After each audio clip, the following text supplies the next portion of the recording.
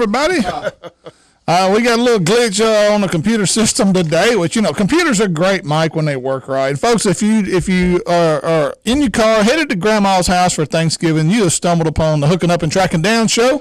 I'm Ranger Boat Pro staffer Steve Graff. Gary McCoy is sitting, Mike Eccles sitting right beside me. Gary McCoy, though, is sitting in a deer stand. That's his story, and he's sticking to it. Exactly. I bet you Julie has him at the house cleaning.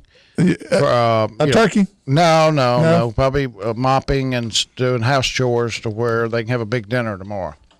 That's it. Turn the light on so people can hear us. Well, we got to make sure our lights are on so they can hear us. You're exactly right. But also, for our viewing audience, they got to be able to see us, Mike. And real quick, I want to thank our sponsors, Bayou Outdoor Super Center, Mustang Survival, Daiwa Rods and Reels, and BioBore Fuel Treatment, which, by the way, is on board until next September. So glad they're staying on board with us, and just got that finalized again this week.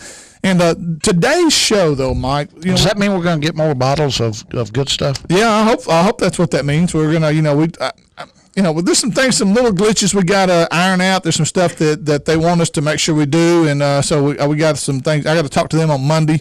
And but yeah, I'm hoping that continues because that's a great product. If you're not using BioBore, you definitely need to be using it. But today's show, we got a great show today. One of my favorite guests that we ever have on, Mike, Jimmy Houston. Oh, I thought you meant me. Well, besides you. Okay. And besides Gary. Yeah. Y'all are the best two guys I could ever ask for co-host. But Jimmy Houston is, let's just be honest, one of the legends of the sport.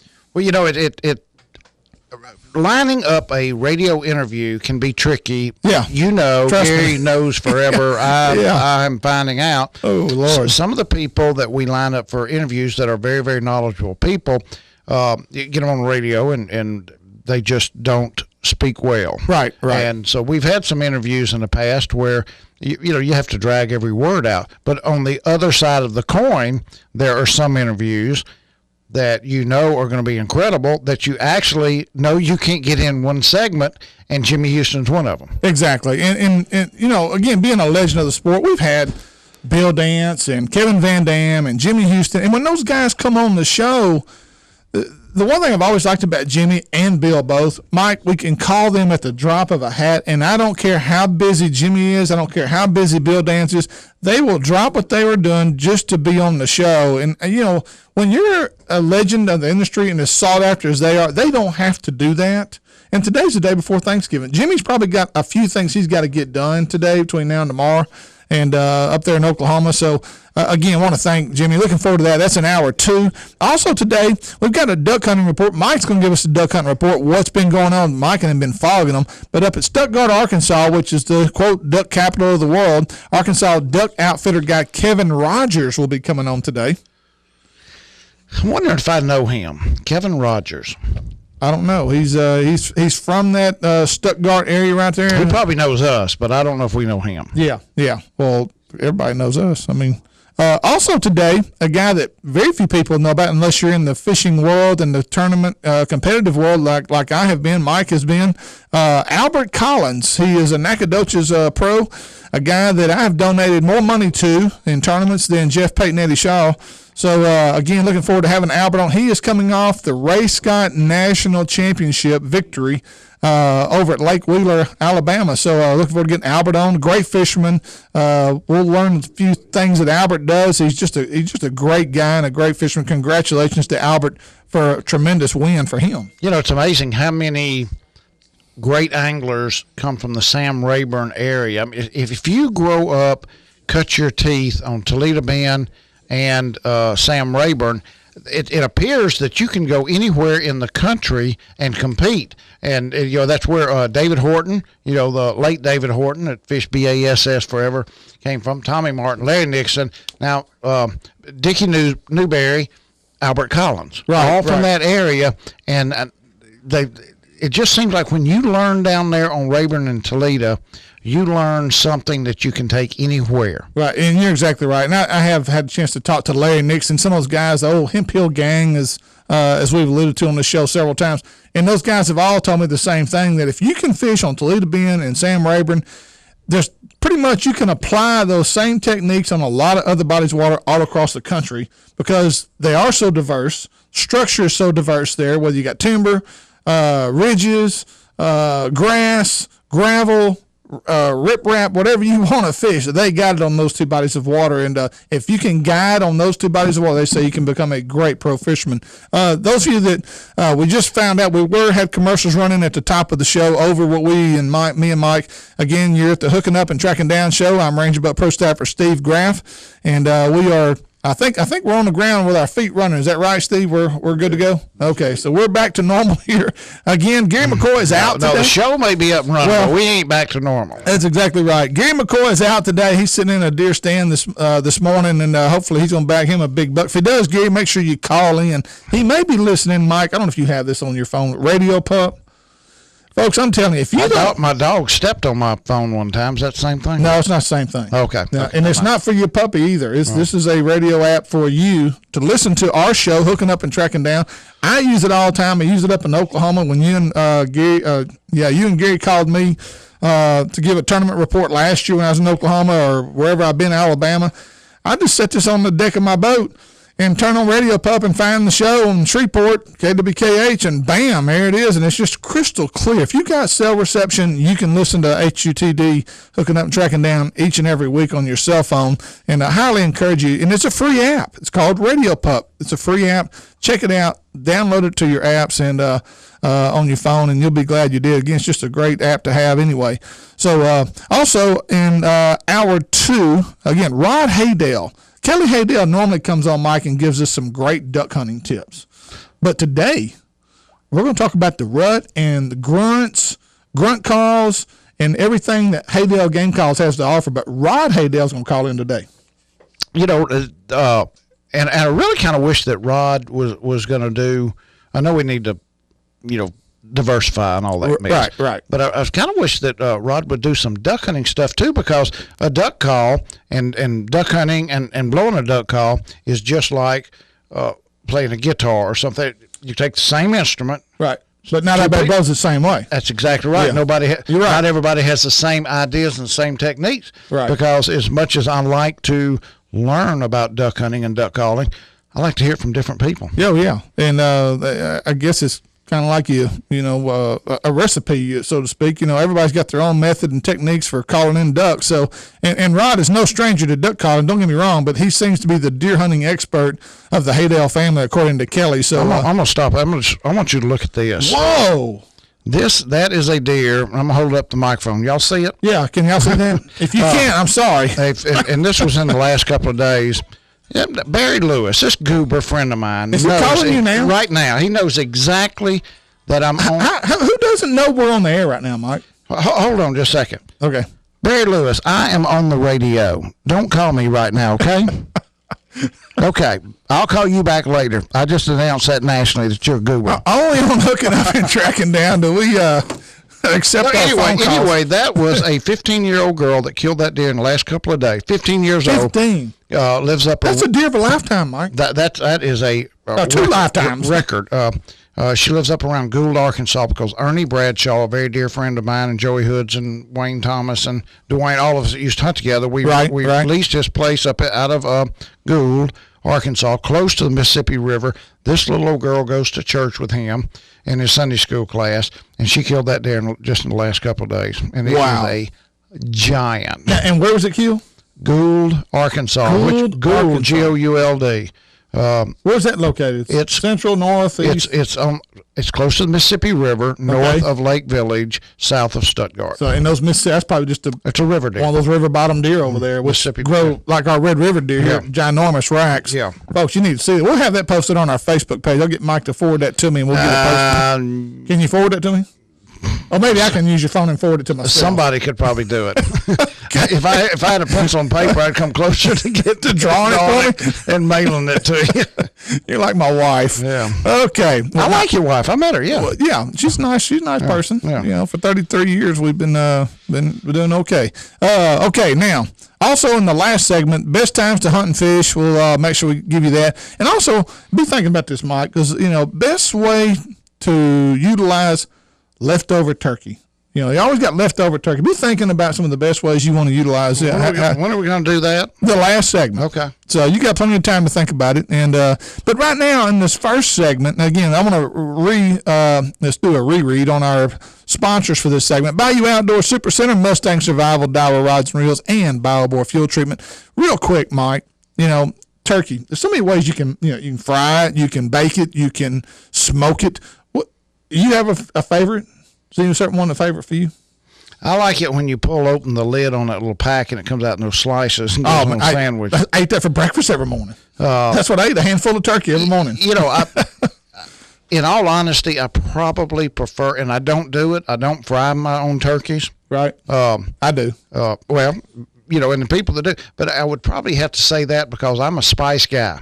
Yeah. You can't get stuff too spicy for me. You can't get it too hot. Too hot, and right. When people inject, the turkeys and really beef it up and put a lot of rub on it and get it where it's just not a lot of cayenne pepper.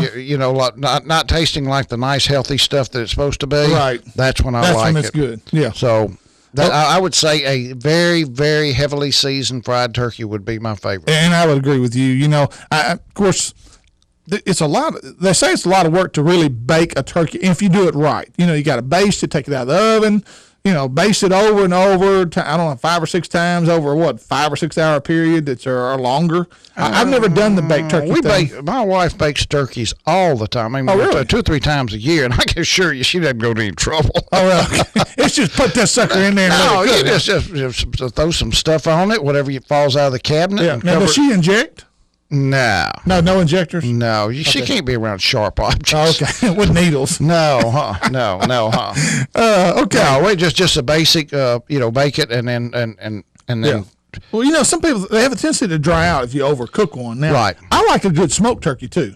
If it's done right, I like a good smoked turkey. Speaking of cookie, I was in not Stuttgart. Where was I at Monday with Ted McCrory? I was in Lake Village, Arkansas. Stayed at this commercial camp, and I walked in there, and there was a big stove there, and over it had an old pan of Jiffy Pop popcorn. No, hey, you mean the kind you put on the stove? Yes, and you shake it? With the cardboard label on it, and it looks like a little pot like that. Yeah. Had that hanging over the oven, and it said "smoke alarm."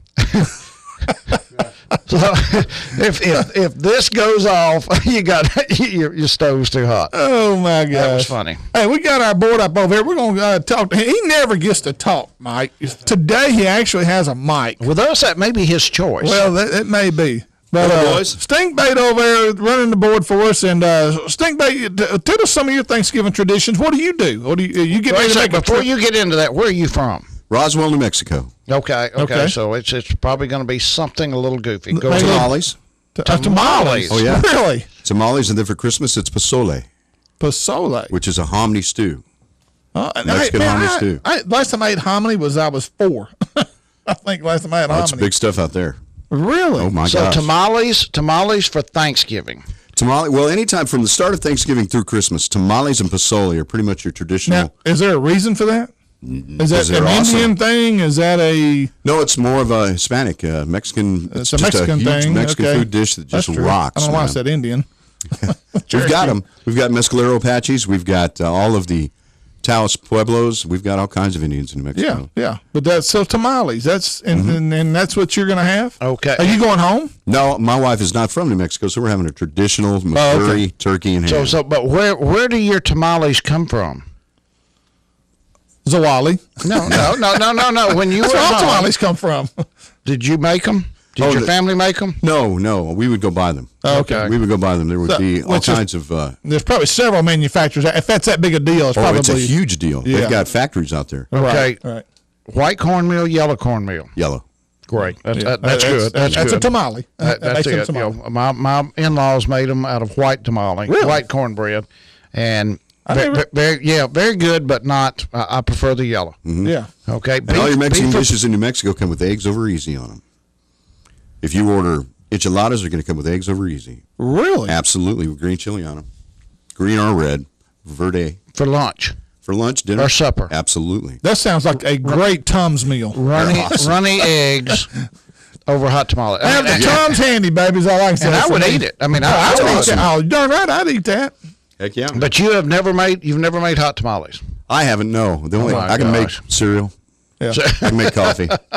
No. My job. Do you know what tamales are made? I mean, there's different types of meats I guess people use, isn't there?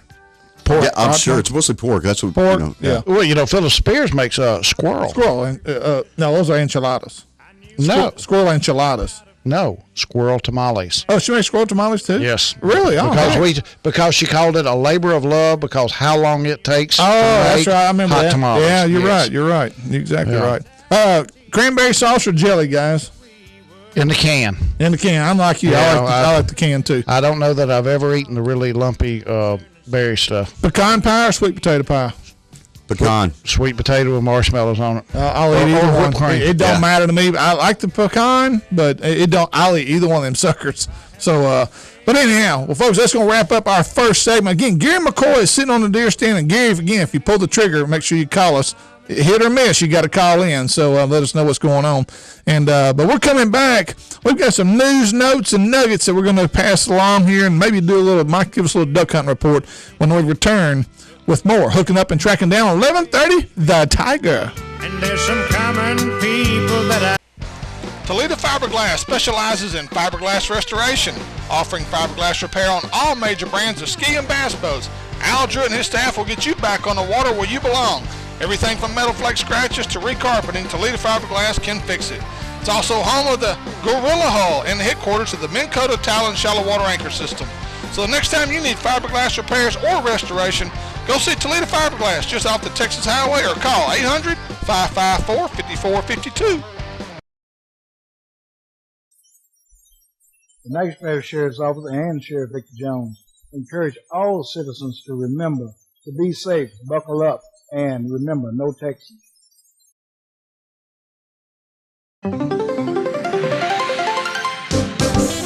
Natchitoches, Louisiana is known for its rich history, and when you talk car buying, Natchitoches Ford has the distinction of selling the very first Ford automobiles in Louisiana. That means they have been satisfying customers for a long time. Friendly people who will make sure you have a great car buying experience. Their no high pressure and hassle-free sales staff will do their best to offer you the best service possible when buying that new car or truck. Family owned and operated, Calvin Braxton Sr. and Jr. want to invite you to stop by and see the guys who started it all in Louisiana car buying at Natchitoches Ford Lincoln, just off the Highway 1 bypass in Natchitoches, or call them at 318-352-3677.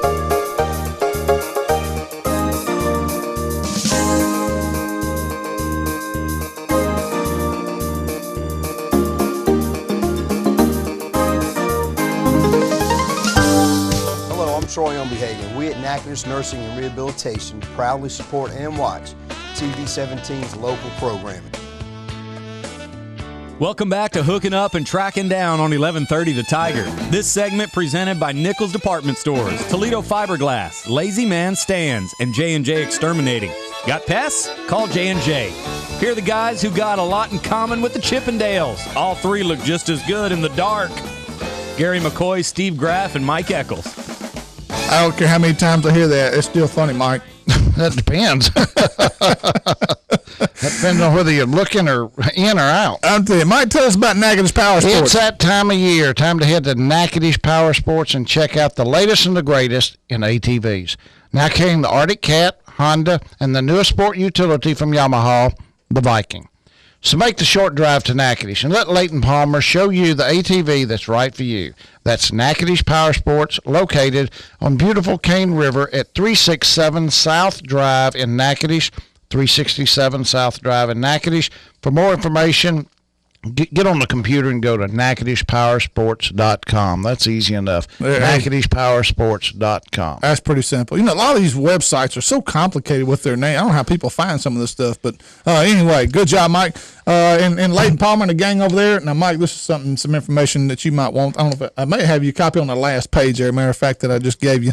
Well, I like this one because I don't have to flip. There you go. I have to flip. But anyhow, and real quick, we want to thank Phyllis Spear last week for coming on the show, Arkansas Woman of the Outdoors. Phyllis is going to come on again before Christmas, and we'll get some of her Christmas recipes and Christmas ideas that she's got for the holiday season. And but she gave us, a matter of fact, I'm brining a turkey as we speak, Mike. I'm using her recipe from last weekend, from last week's show. 1 cup of brown sugar for every gallon of water, and 1 cup of kosher salt for every gallon of water.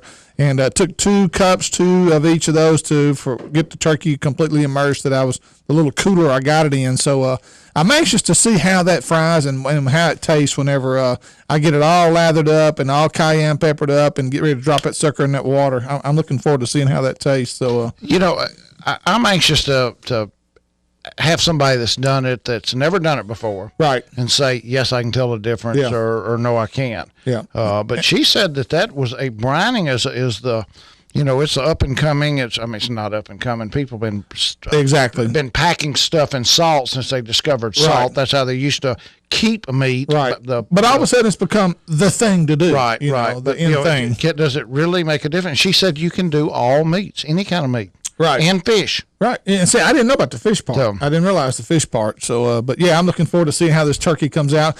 What I've normally done, Mike, I used to use, and I still hadn't decided if I'm going to or not, Italian dressing. Hunter Mulligan, our resident of the outdoors, our guy that helps us out from time to time, gives us some tips and pointers. Hunter is a huge turkey fryer. He's a great cook in his own right, by the way. He cooks for hundreds of people at a time. His own right or his own mind? He's a legend in his own mind. Okay.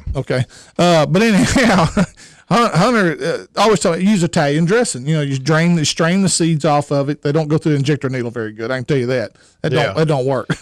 But you strain the seeds off and just use the actual dressing part and inject that bird in different places. The only problem I find with that, it creates what I call soft spots. When you cook it, and they're just mushy, and I don't know, but it gives a turkey a great flavor. I will say that I do like it, and but I think I'm either putting too much in certain spots and others, and I just need to maybe back off a little bit. Now let me. This is I don't want you to appear. Well, I don't care if you appear stupid or not. Well, that's never stopped you before.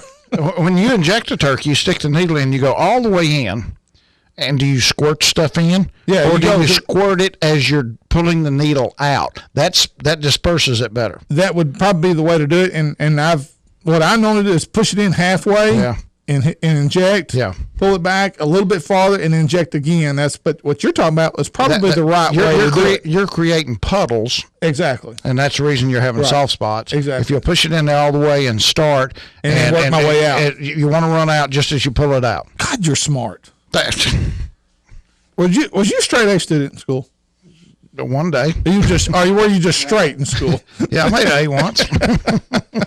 I was straight in school, yeah. Okay. Real quick, before we get too far off track here with Eccles, okay, we got some things here. I just found some little news and nuggets here that I come across. 6-month requirement now effective. New residents in Louisiana might now qualify to purchase resident recreational hunting and fishing licenses after living only 6 months in the state. I didn't know what the time frame was for that. I learned something here, actually. Governor Bobby Jindal signed Act 429 following the 2014 legislative session. We hope more new residents will purchase their new recreational hunting and fishing licenses sooner as a result of this legislation, said Robert Barnum, who is the Louisiana Department of Wildlife and Fisheries representative. There will no longer be a need to wait a full year, which is what you had to do before, to enjoy the state's fishing game opportunities as a resident license holder, which is a lot cheaper than it would be if you were non-resident. So, well, this hits home because my youngest daughter's the gentleman she's dating, Greg Williams, lived up around the Mount Pleasant area, not at Mount Pleasant, but one of those little hick towns that you're from, Talco, Pagoda, somewhere, someplace, But he now lives here in Bossier. Okay. And we talked about that. He could not buy Louisiana resident license because he hadn't been here a year. But I know he's been here over 6 months.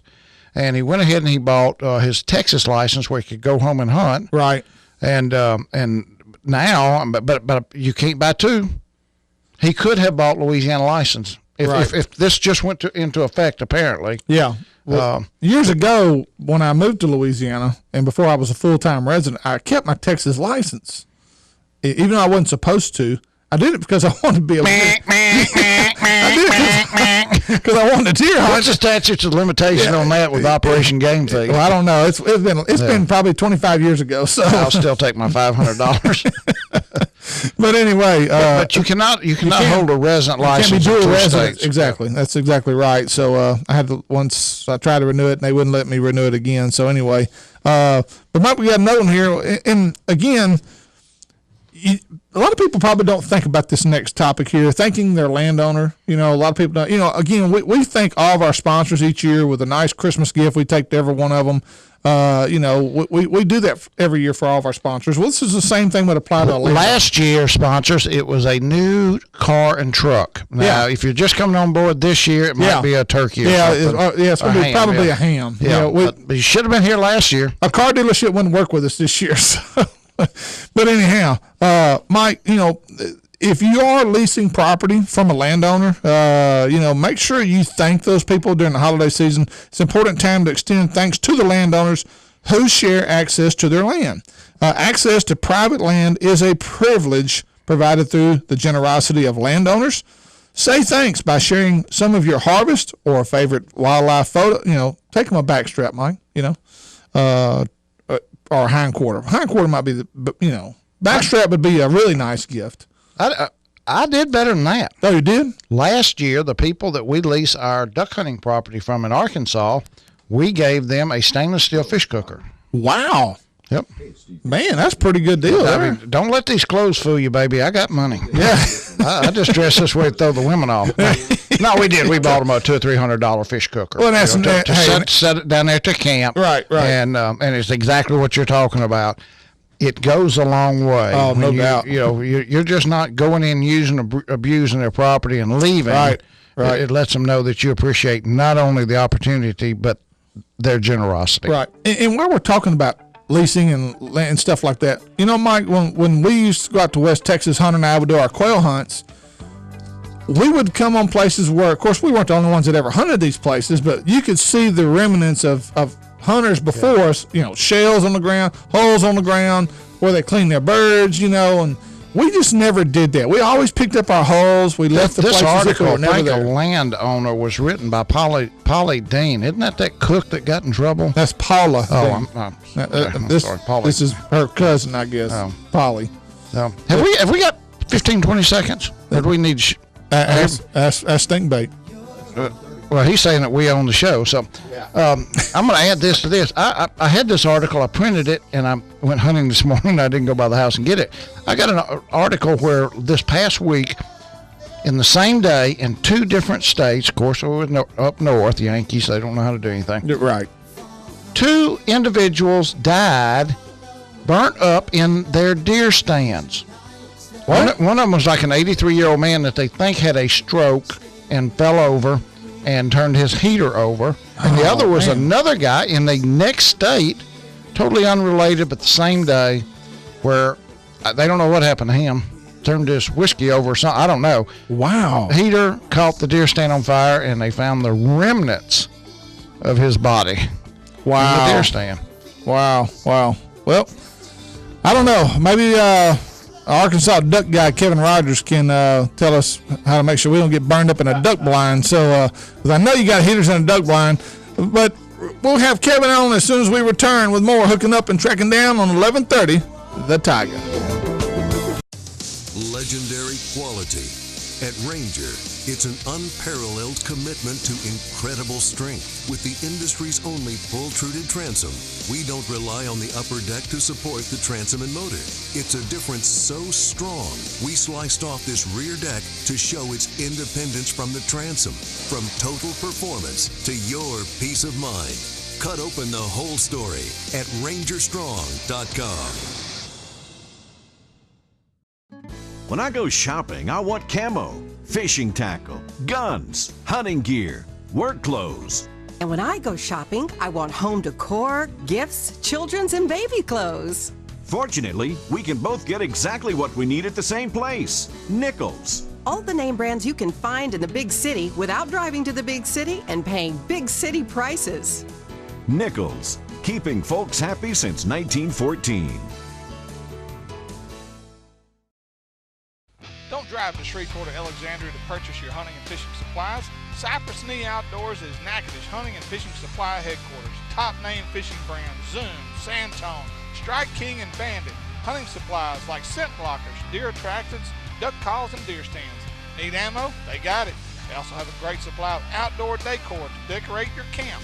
So make that short drive to Cypress Knee Outdoors, located at 3J's 4-Way, approximately 8 miles south of Natchitoches on Highway 1.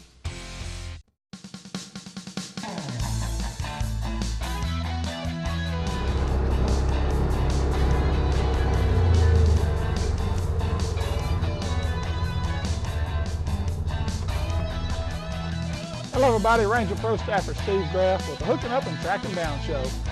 Folks, there's nothing I love more than my Rhino. I've had 3-wheelers, I've had 4-wheelers, but if you want the best of the best, you need to get you a Rhino 700 from Honda Yamaha Village right here in Natchitoches. My Rhino does more than take me to and from the deer stand. It is a great utility vehicle around your house.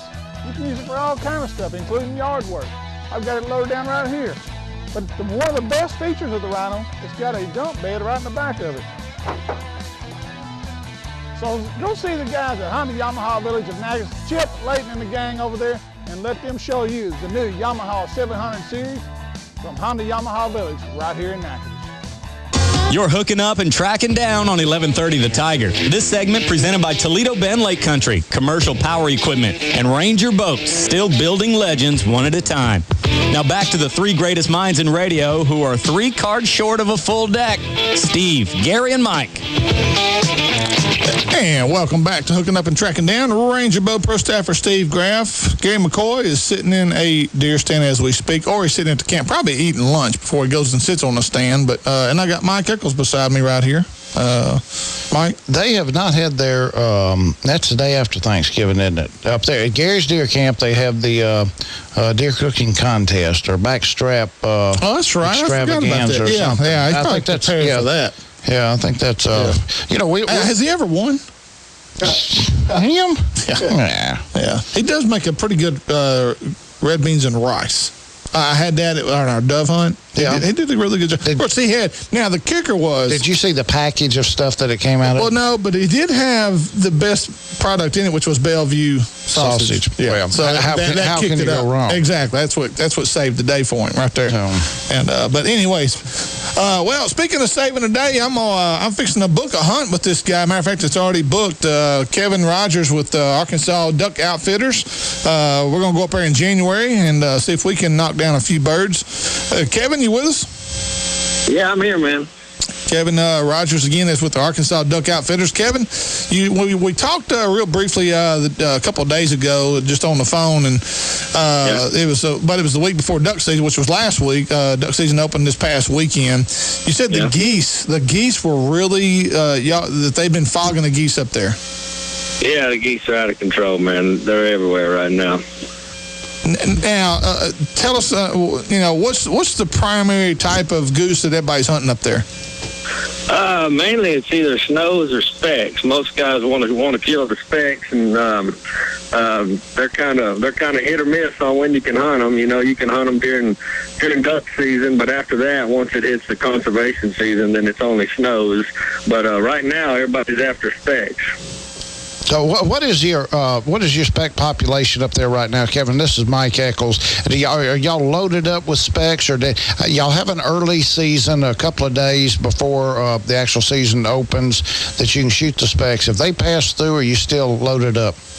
Yeah, no, we're still loaded up, and we'll continue to be until if it freezes up for 4 or 5 days in a row, a big wad of them may push out, but they'll come back, as soon as it thaws.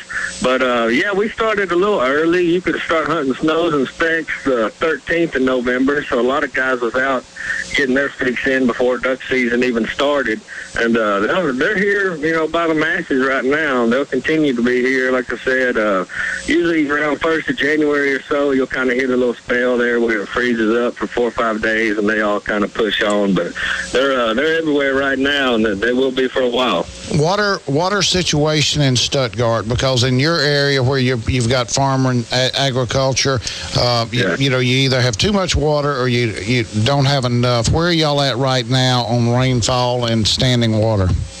Oh, right now, a lot of the public ground still has to have a lot of water. You know, a lot of timber still has to have a lot of water. But fields, all the fields are pumped up and holding water pretty good for the most part. They, we had so much rain. It was so wet all, late summer and pushing over into fall. It stayed so wet that most fields only had to pump for a couple of days instead of 4 to 6 days or 8 days, But, pretty much everywhere that has water right now has got birds on it, and right now it's kind of how it's supposed to be. You see water somewhere and there's ducks on it. It's actually doing pretty good right now, but a lot of the timber still has a long way to go. Rivers and different things got to come up to flood them, but it'll happen probably middle of season or so. Okay, how many, I don't know how old you are, how many years have you been duck hunting in the Stuttgart area? Oh, I've probably been doing it for about 15 years. Okay, question. If you had to pick, I know you're going to say it doesn't matter, but if you had to pick a field to hunt over 60 days, every day of the season, would you pick rice or beans? Yeah, rice. Beans kind of have their times, but rice fields are definitely more consistent. Okay. Now, all season long. Now, Kevin, last week we had a guy on from South Louisiana. He's a kind of a part of our program, and they have Cajun Fishing Adventures, Ryan Lambert, down of South Louisiana, and he told us that it's been a long, long time since as many ducks, and especially the big ducks, have been here this early. I guess those major cold blasts and the freezing and all the snow that was dropped across the northern part of our country, and I guess the central part of the country as well. Is that really spurred on the early season duck hunting this year? Yeah, I would agree with that.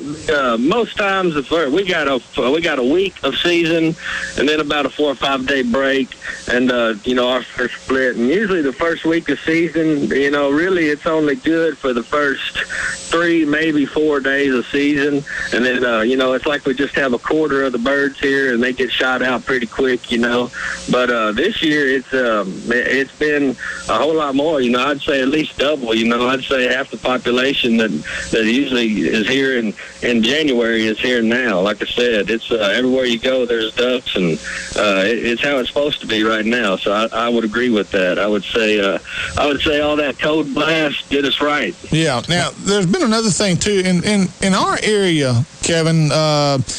There's not as much agricultural land management as there used to be. A lot of guys, did corn, beans, from here all the way down through central Louisiana.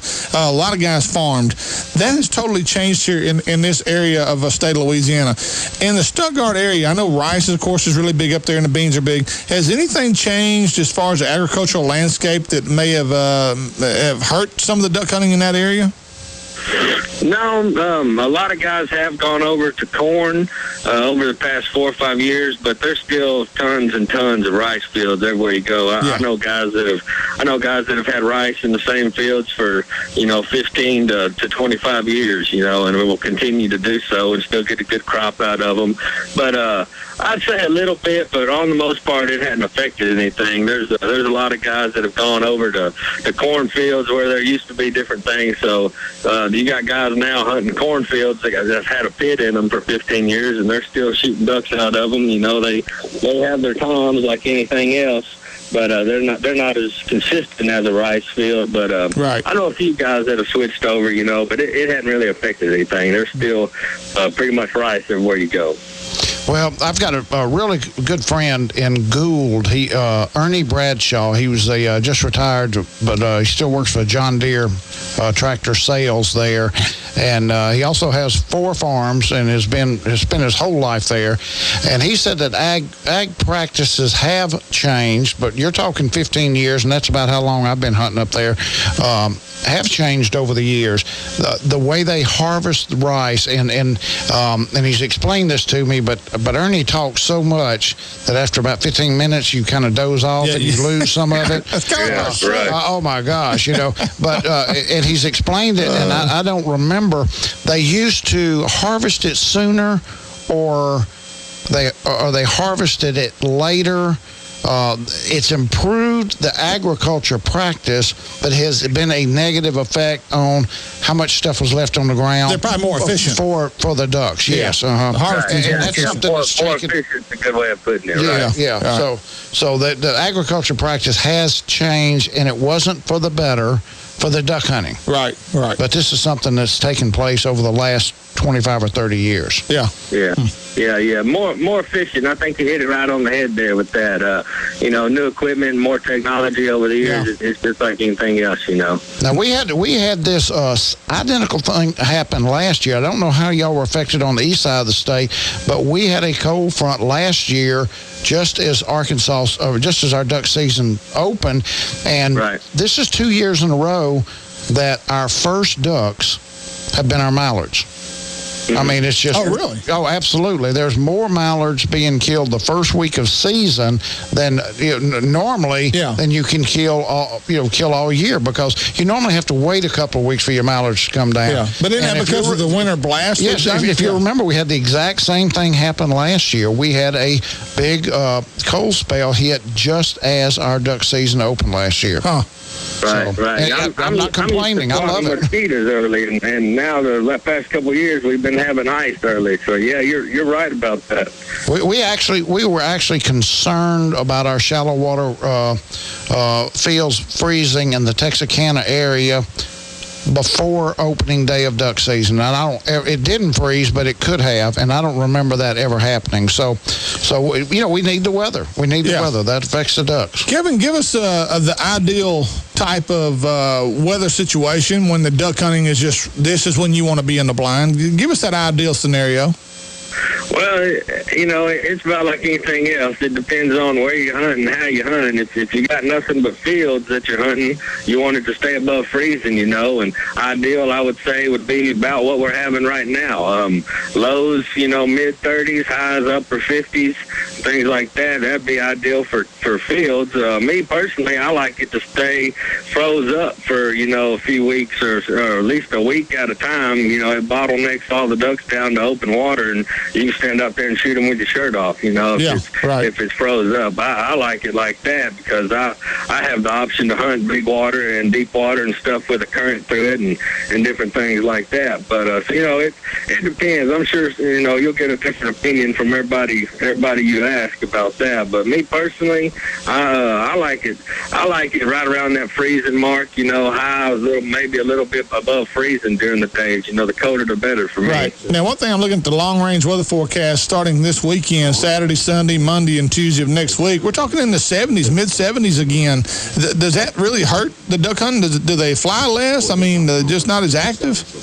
No, it just, they just kind of spread out more, I mean, you'll have fields and even fields that hadn't even been pumped yet that, got an inch or an inch and a half water out of it, and you'll pass them and they'll have, 1,500 mallards sitting on it, whereas they wouldn't do that if it was a little bit colder. They'd all be forced into all the big water, and, you wouldn't see as many ducks, but when you found them, you found a load of them. Right. All right. Well, Kevin, I don't think it'll affect us. We appreciate your time, Kevin, and I'm looking forward to coming up there. I did send you an email confirming the dates that we would like to come up, and I'm sure you got that. So we're looking forward to seeing you up there, and we're gonna probably call you over the next 2 or 3 weeks again, get you back on, just kind of keep us up to date. What's going on? I'm gonna send you my email address as well, so we can kind of stay up. You can kind of give us a progress report what's going on in Arkansas, especially in that Stuttgart area. A lot of guys go up there and hunt. So that sounds good. We appreciate you coming on today and look forward to talking to you down the road, Kevin. Thank you, man. All right, no problem. Look forward to meeting you. Thank you, Kevin.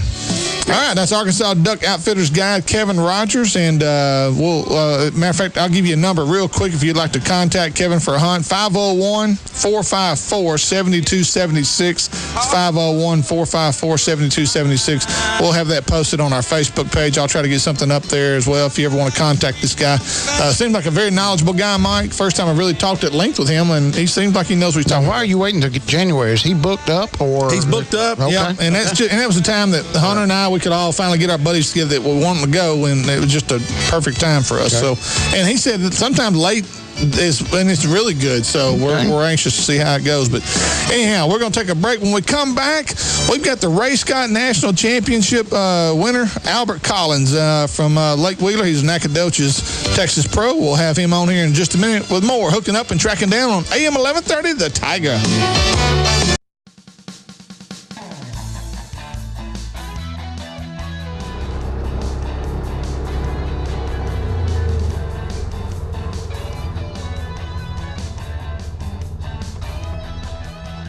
Hello everybody, Ranger Pro Staffer Steve Graff with the Hooking Up and Tracking Down show. Folks, there's nothing I love more than my Rhino. I've had 3-wheelers, I've had 4-wheelers, but if you want the best of the best, you need to get you a Rhino 700 from Honda Yamaha Village right here in Natchitoches. My Rhino does more than take me to and from the deer stand. It is a great utility vehicle around your house. You can use it for all kinds of stuff, including yard work. I've got it loaded down right here.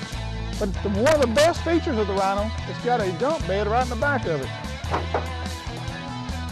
So go see the guys at Honda Yamaha Village of Natchitoches, Chip, Layton, and the gang over there, and let them show you the new Yamaha 700 series from Honda Yamaha Village right here in Natchitoches. Natchitoches, Louisiana is known for its rich history, and when you talk car buying, Natchitoches Ford has the distinction of selling the very first Ford automobiles in Louisiana. That means they have been satisfying customers for a long time. Friendly people who will make sure you have a great car buying experience. Their no high pressure and hassle-free sales staff will do their best to offer you the best service possible when buying that new car or truck. Family owned and operated, Calvin Braxton Sr. and Jr. want to invite you to stop by and see the guys who started it all in Louisiana car buying at Natchitoches Ford Lincoln, just off the Highway 1 bypass in Natchitoches, or call them at 318-352-3677.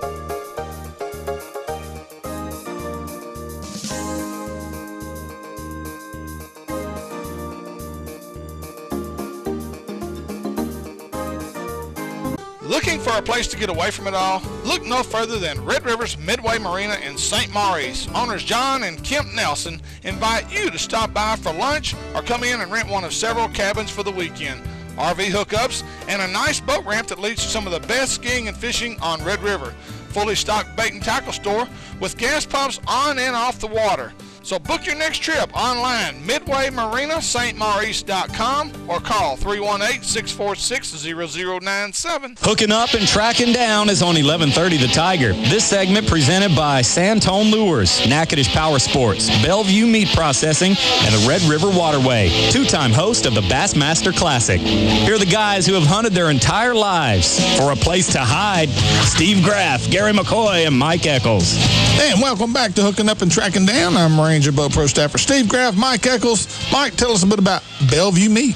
When it comes to processing your wild game, no one does it better than Bellevue Meat Processing in Halton, Louisiana. Locally owned and operated by Chris and Carla Nesbitt, Bellevue is the only place you need to take your wild meat.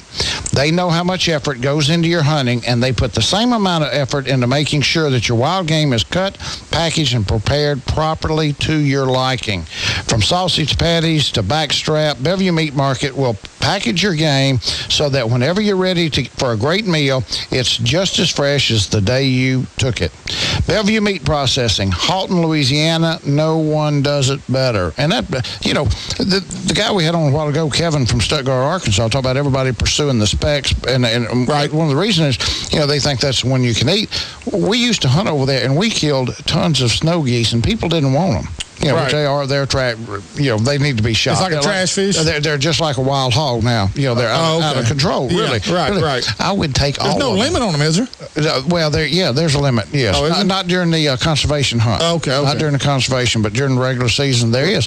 But I'd take every one we killed, and I would breast them out and save them all year long. And I would literally have 2 trash bags full of goose breasts that nobody else wanted, and I would take them to the butcher and make sausage out of them. And they were good? You dang right they're good. Really? Yes, sir. Don't throw away the snow goose if you don't think.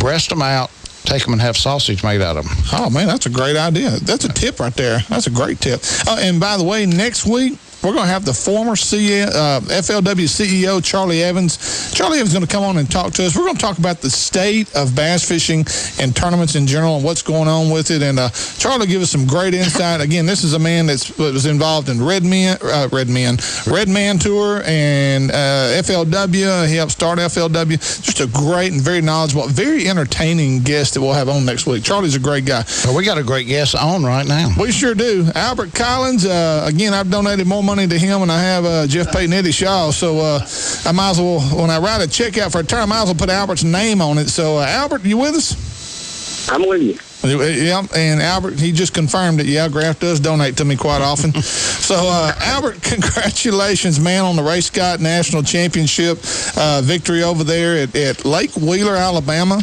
And now, folks, I'm going to give you, Mike, you got a little background there on Albert. You know, and somehow or another, I got on this Facebook thing here, about a year ago, and I got this deal from Albert Collins, and I thought, at that time, I thought Albert was like one of the local fishermen, so I accepted his Facebook page, whatever. Right. And my gosh, I'm glad I did, because I've never met the guy. Yeah. But it's every week Albert Collins is winning something. You got that right. I'm usually there. Albert Collins of Nacogdoches, Texas, has won the largest payout in Triton Gold history after placing first in the 2000 Ray Scott Championship. Collins was awarded a whopping $50,000 from Triton on top of his first place prize of $100,000. I can add that up. Yeah. $50,000. After purchasing a new Triton boat in 2013, Collins immediately registered in the Triton Gold Contingency Program. Collins currently owns a 2013 20XS and is looking at colors for the 2015 model. You're never happy, Albert. You're always wanting to buy something. If I won $150,000, I'd buy a new boat too. Anyway, after today's win, I have won almost $95,000. $95,000 through the Triton Gold program in less than 2 years. That's unbelievable. You know, and Mike, of course, we're going to let Albert talk here in just a second. I wish you would. You know, Albert, you and I both know, because again, we fish these lower level circuits, whether it's the BFLs, the weekend series events. You know, a guy can do pretty good in these events, can he?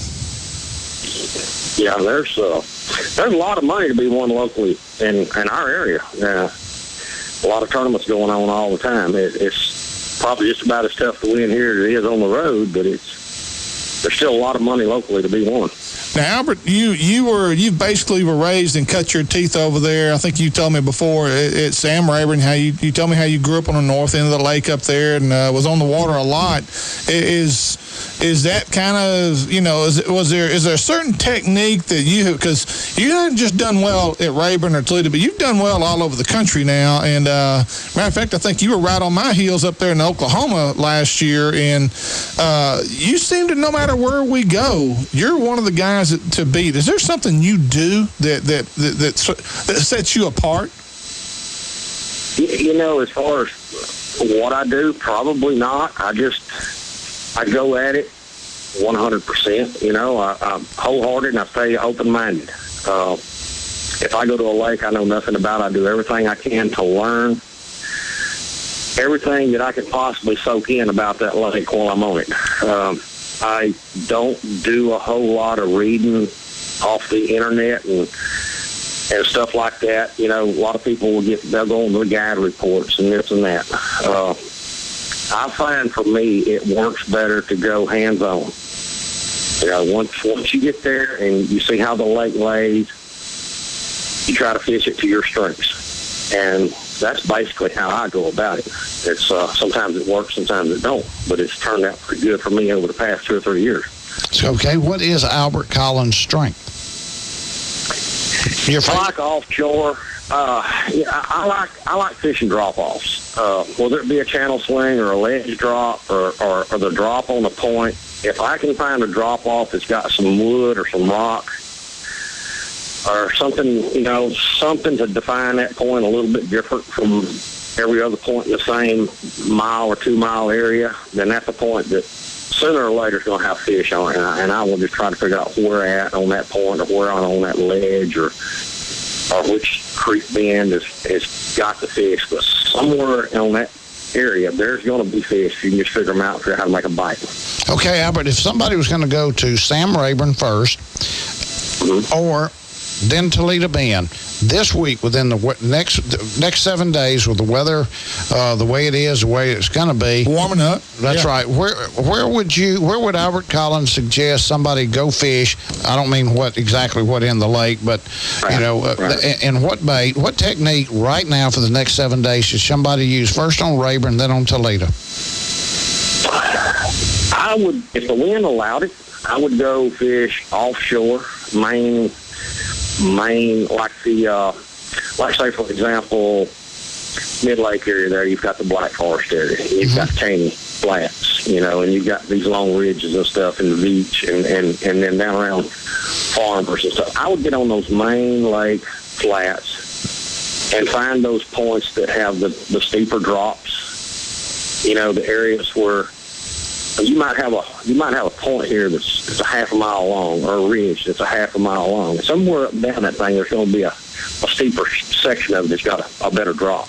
Right.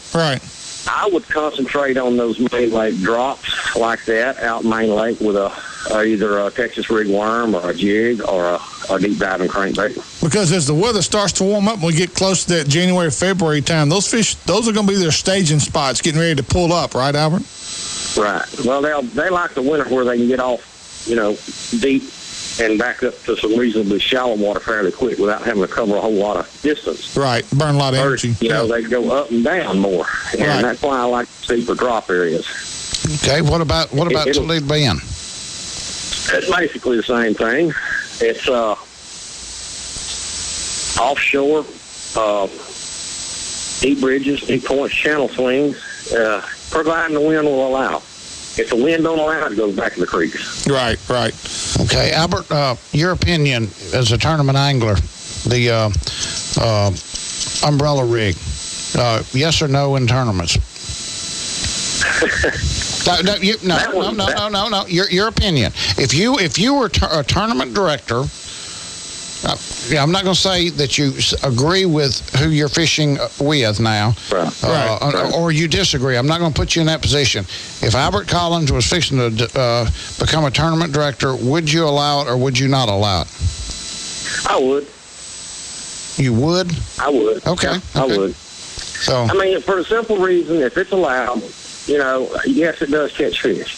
It catches a lot of fish. It catches fish when you can't catch I agree. On just about anything else, And with my experiences on fishing it, you'll foul hook a fish in the side once in a while, but it's not real often.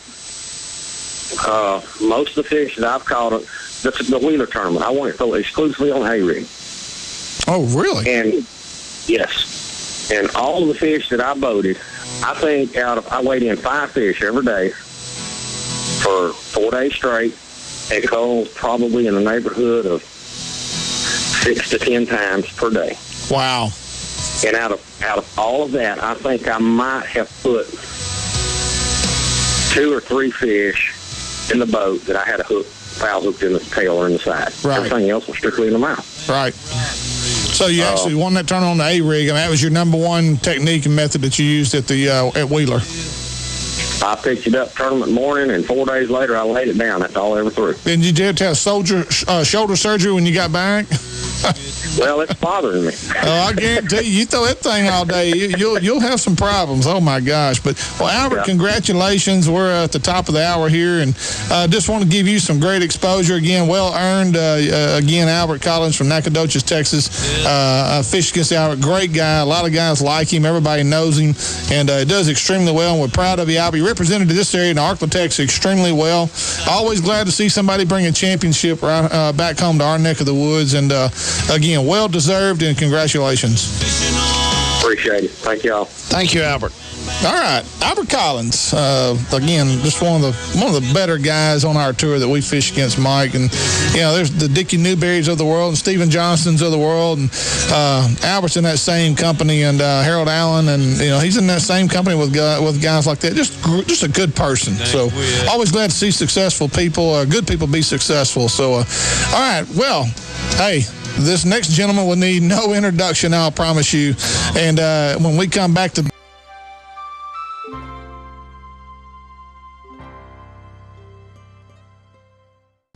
You're watching KNTS Digital 19 in Natchitoches, Louisiana.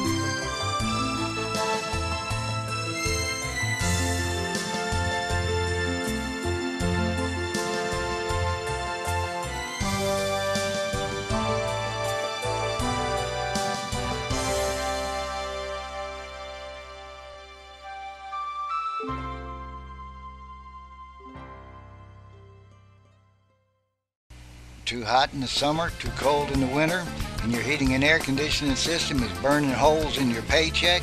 You need to call Luke at Guy Heating and Air.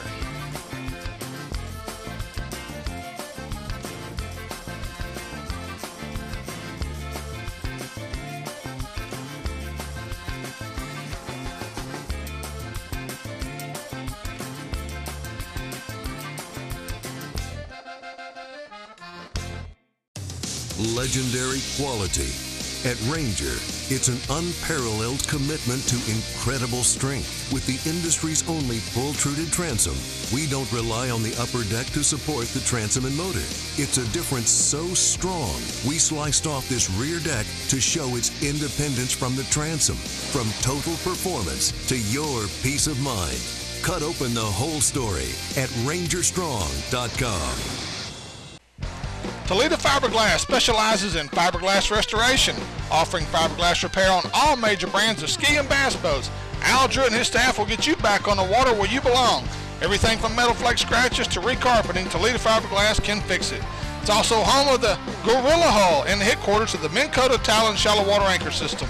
So the next time you need fiberglass repairs or restoration, go see Toledo Fiberglass just off the Texas Highway or call 800-554-5452. Welcome back to Hour 2 of the Hooking Up and Tracking Down show on 1130 The Tiger. This segment presented by the Preferts, as seen on the Outdoor Channel, Spro Lures, BioBore Fuel Treatment, and Natchitoches Ford. Back to the guys who hope and pray they're never on Outdoor Outlaws, Steve Graff, Gary McCoy, and Mike Eccles. That's exactly right. Welcome back to Hour 2. Ranger Bow Pro staffer Steve Graff. Mike Eccles is in the studio with me. Gary McCoy is sitting on a deer stand as we speak. And, of course, we got Stingbait over running the board. But the main thing is we got on the line with us the man, the myth, the legend, the one and only Jimmy Houston. Jimmy, you with us?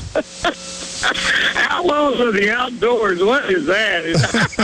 Hey, hope and pray we never start on that show. Outdoor Outlaws, Jimmy, this is Mike Eccles. That's a segment that we have about every other week, and we get these news releases from Texas, Louisiana. We ought to get some from Oklahoma. You might be in them. I don't know. But you don't think? No, I'm kidding.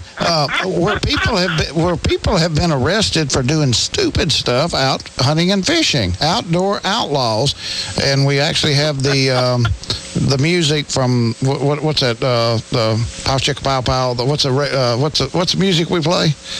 Oh, the Cajun music from South. Oh no, you're talking about the Bad Boys. Yeah, we'll play that during that. But it's hilarious. I love it. I love it. So if you know anybody, anybody that's been arrested, send us their name and the story. Yeah, we'll make them famous. Yeah, we don't need facts. Just give us something to start with, and we'll make up a story. Exactly right. They might arrest y'all just for knowing me. I hope not, but hey, I tell you, Jimmy. We actually had a strange thing the other day, and I just read about it just yesterday.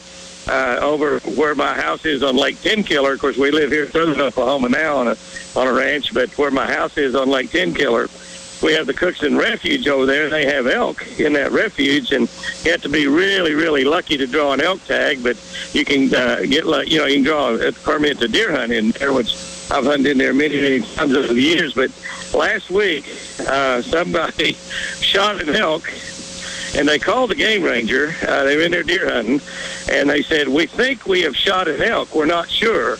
And so we thought we better call and tell you.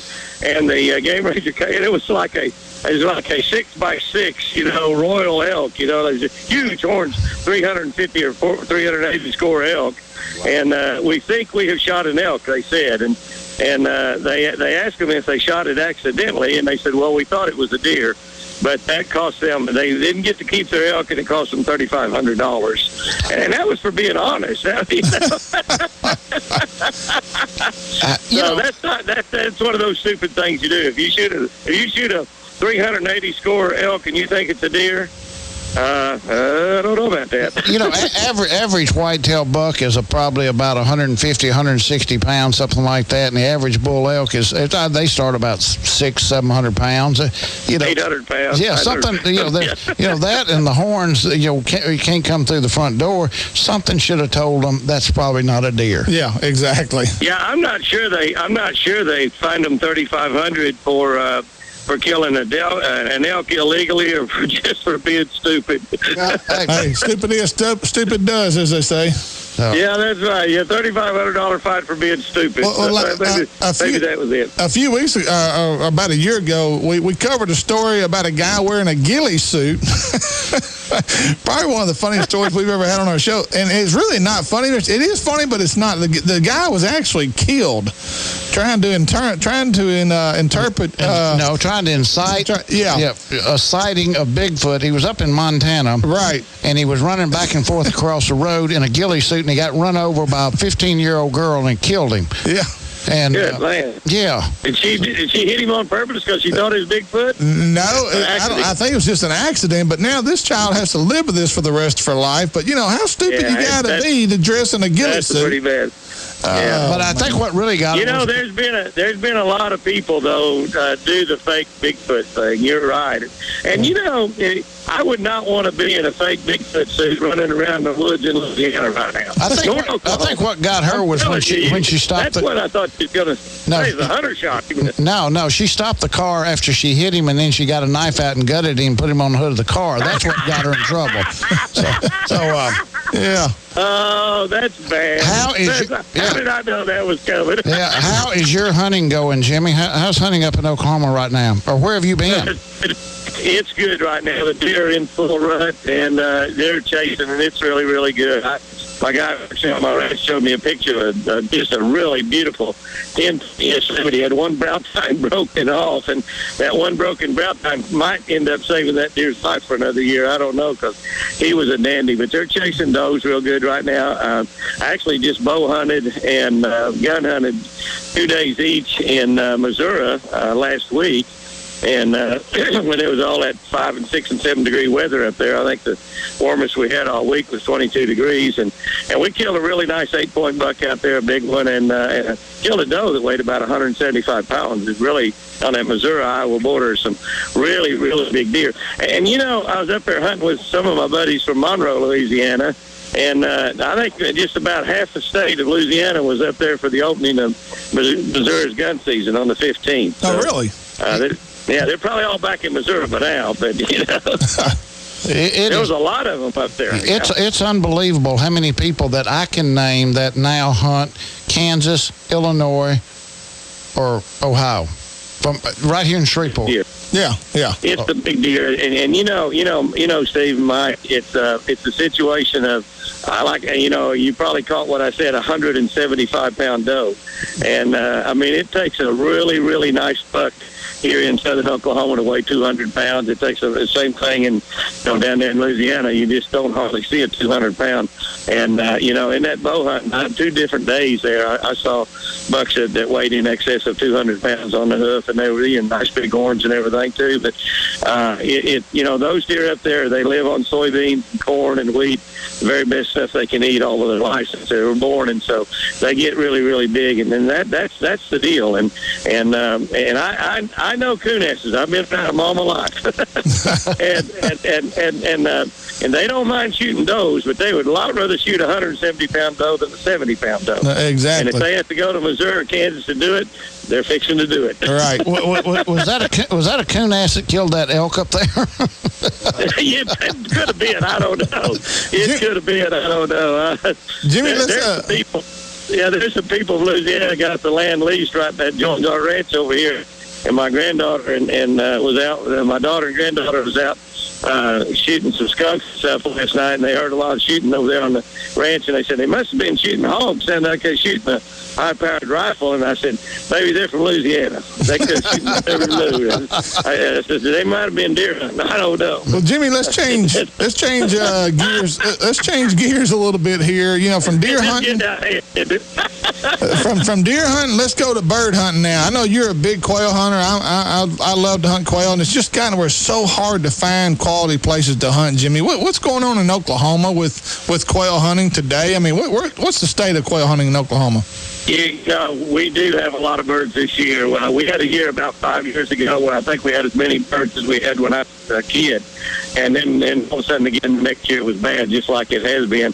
We've lost so much habitat, and we use so much insecticides and stuff on our crops that we just kind of destroyed, most of what's good for those birds. And we do have a good crop this year. We've got more quail in the western part of Oklahoma. Is the best part of the state, but the coveys are pretty good size, and we've got a lot of birds. This is it's one of those banner years. So guys that love to quail hunt, even if they hadn't been out for a while, they probably need to get out and go, even if they need to go with an outfitter, because it's one of those years that doesn't come along very often. And like I said, we had a year 5 years ago. It was good. There's still some places in Texas where the quail hunting is good in certain areas, but it's sure hit and miss from year to year. And amazingly, you get up in Kansas and those areas where they got pheasants, and the pheasant population seems to be on the decline too. So bird hunting is getting a lot more difficult. Fortunately, the duck hunting is still good, and it may be better than it's ever been. I don't know. We really, really, really got a lot of ducks. Do you think the agricultural, lack of agricultural people doing that anymore, farming, has really knocked a dent in the habitat? Oh, I think it has, because of it's so difficult to make a living farming for a lot of people.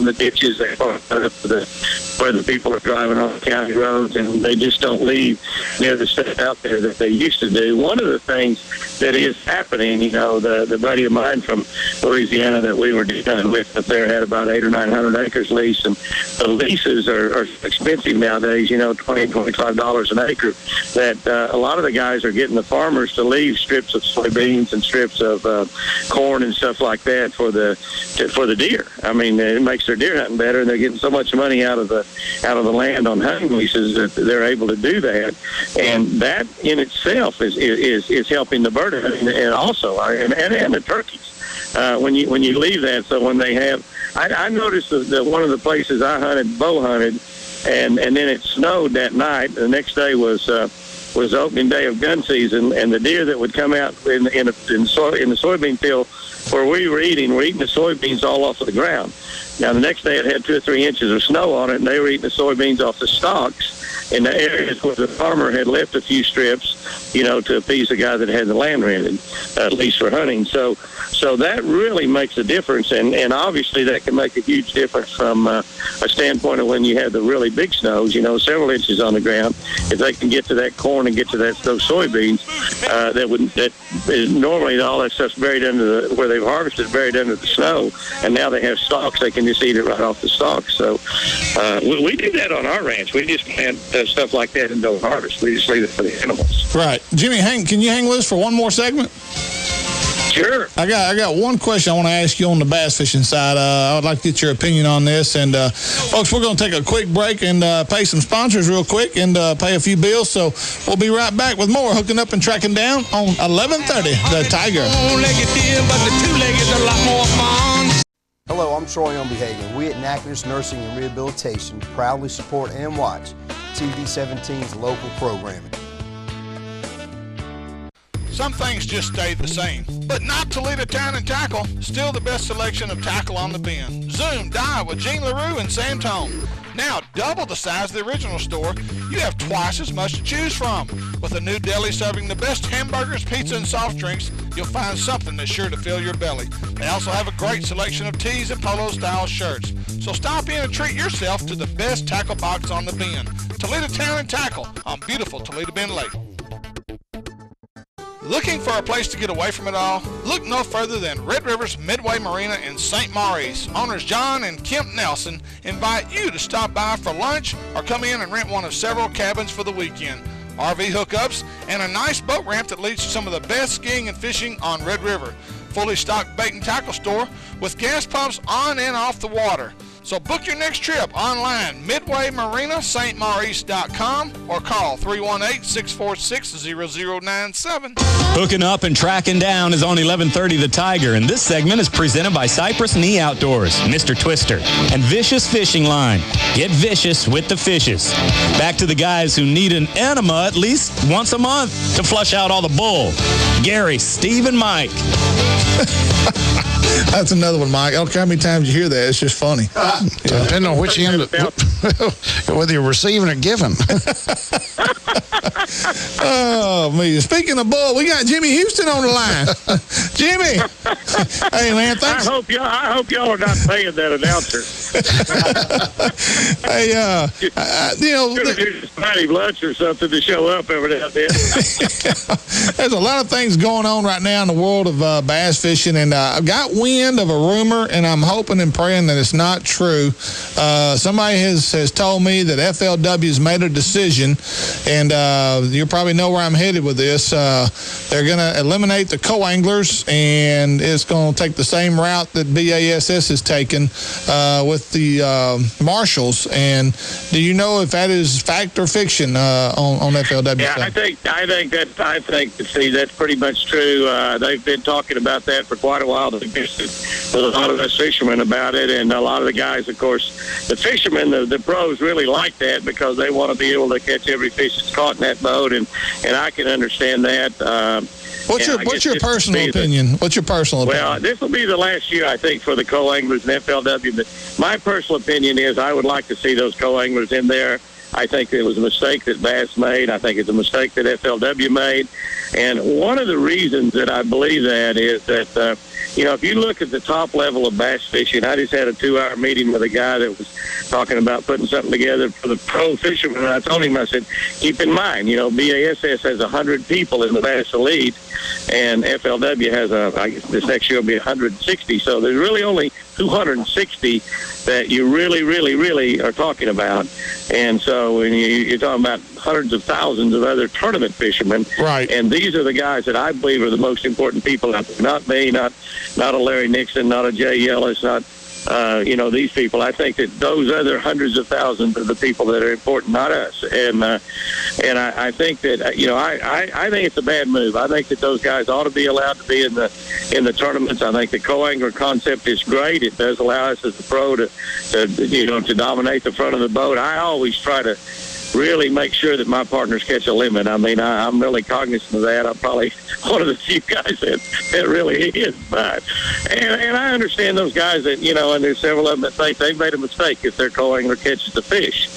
But some of my best friends are co-anglers. I've got one, Jim Anaking, who's a buyer at Walmart that I really got to know well as a co-angler in the FLW tournament at Beaver, and we've become really good friends and talk with each other all the time anymore. And he loves to fish. And for a guy like that, he really gets to fish as a co-angler one tournament a year, and that's the tournament they have at Beaver Lake. I think he fished at Grand Lake over since it was close too. But it allows those guys to get out there and fish. And we have the only sport, well, I guess we won't have any more, but we had the only sport where actually the guys that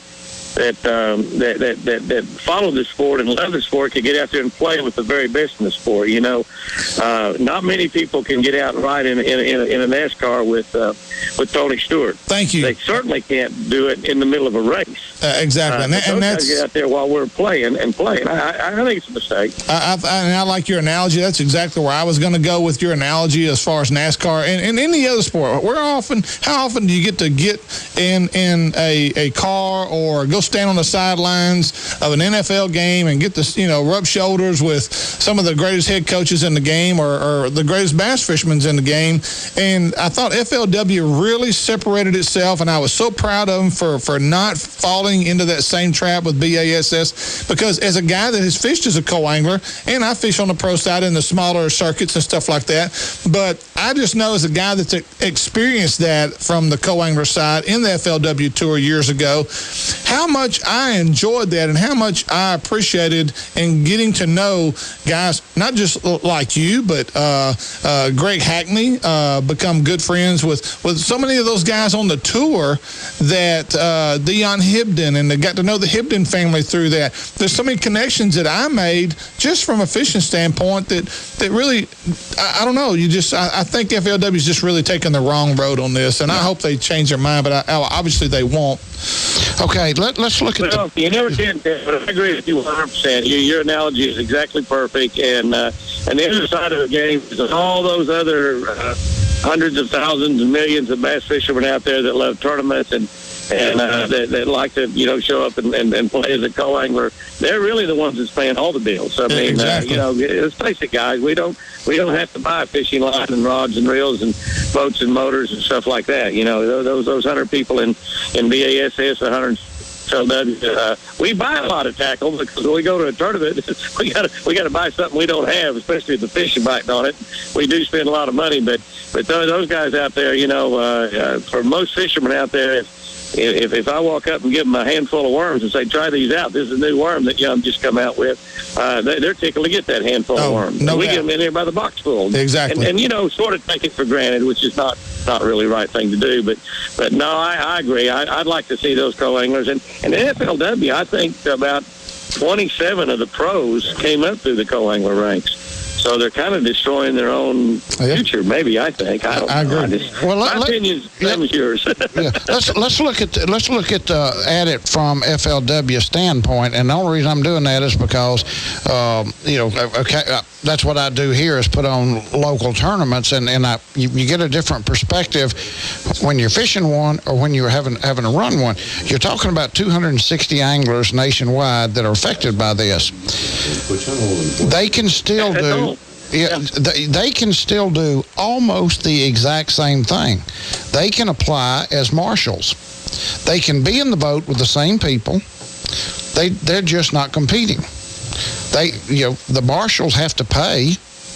They've got a fee. Let me make a statement that Pat Turner, the guy that runs my production company and tapes most of my shows, he told me that there's not anything more boring than not catching fish than watching somebody not catch fish. Oh, absolutely. Marshall's watching somebody. Oh my gosh.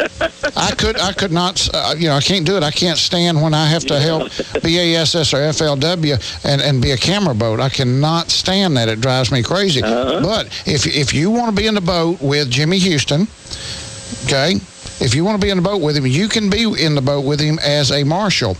You can, and it's going to cost you less than if you're a co-angler.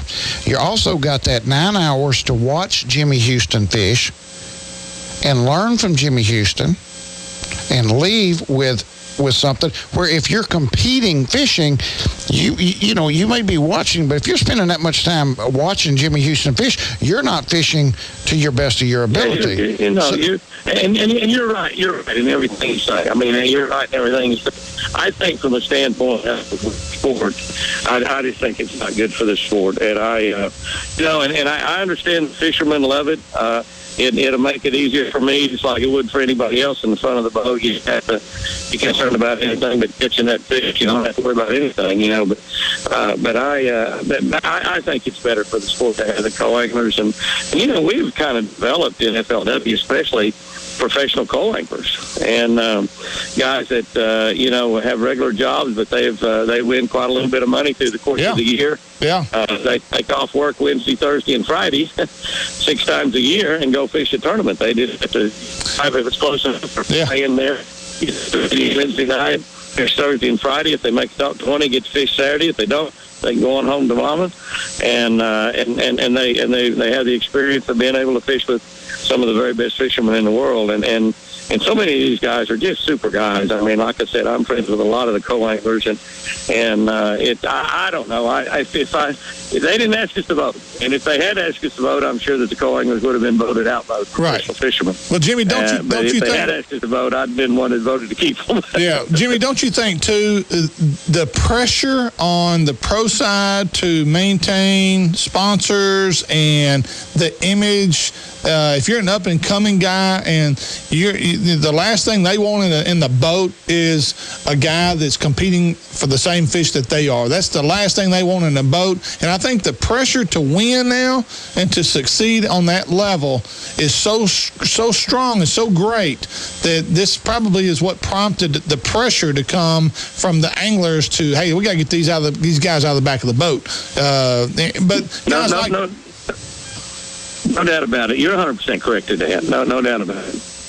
And but anyway. But you know what? I'm going to have to pat Jimmy on the back, and I wish I could reach him.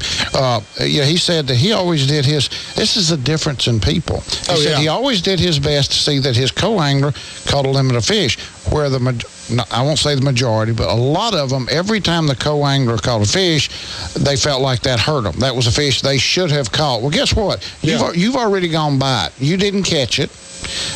So that's the difference in people's personality. Jimmy looks at it as, I'm going to help this guy. And it probably never hurt Jimmy to help the guy in the back of the boat. Right. Some people think, well, instead of if that guy in the back of the boat caught a fish, instead of being mad at him, learn from him. No matter who he is or what level he is, what did he do to catch a fish? Right. Why did I not catch that fish? That's just the difference in people that believe so much in themselves and are so confident like Jimmy Houston, that they can help. The thing about it is, you might get hurt the long run, and I've had partners catch fish that I probably should have caught and would have caught. I've had partners on the front of the boat catch fish that I should have caught. But I'm going to tell you, I spent my whole life trying to help people in many, many, many various situations. They have anything to do with tournaments, like with what we do with St. Jude's and Make-A-Wish and on and on and on. And I'm going to tell you, if you spend the majority of your time thinking about and helping other people, in the long run, overall, it's going to be better for you. You might not win the tournament, you might not place in the money, but overall, you're going to benefit more out of it. And there's absolutely no doubt about that. And it's just sort of what's built into the individual. And you're exactly right in that, when you help folks, whether you're helping them catch fish or whatever, in the long run, it's going to be beneficial to you. You might not see it right then. Right. It's just like being nice to people or smiling at people or whatever. It's going to help you in the long run. That's Jimmy, just all there is to it. That's something you need to work on, Jimmy, is smiling more and kind of giggling, laughing a little bit. That he needs to relax. Yeah, that solemn attitude you got just driving us crazy.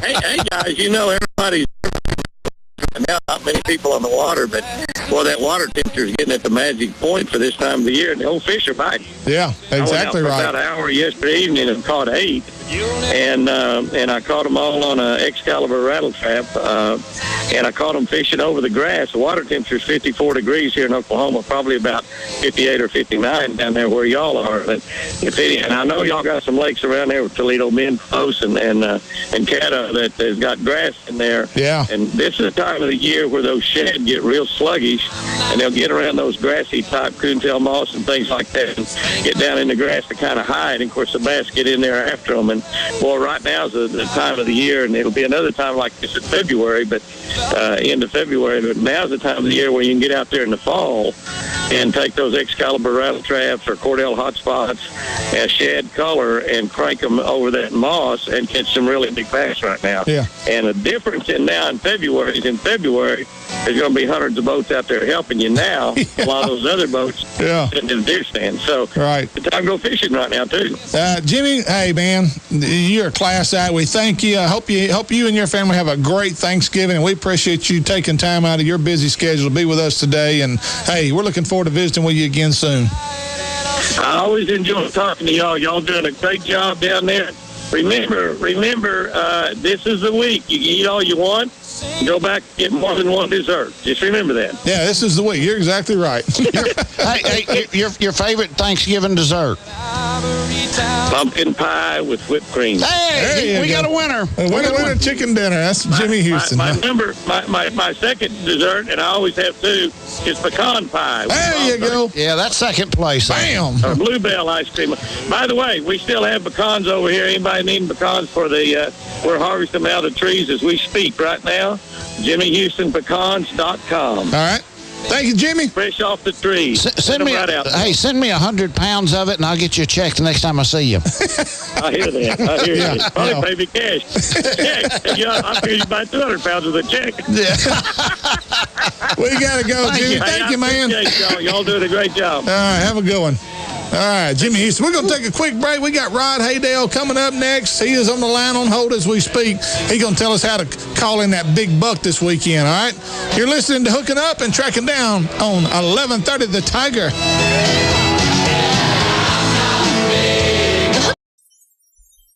The Nashville Sheriff's Office and Sheriff Victor Jones encourage all citizens to remember to be safe, buckle up, and remember, no texting. Legendary quality. At Ranger, it's an unparalleled commitment to incredible strength. With the industry's only pull-truted transom, we don't rely on the upper deck to support the transom and motor. It's a difference so strong, we sliced off this rear deck to show its independence from the transom. From total performance to your peace of mind. Cut open the whole story at rangerstrong.com.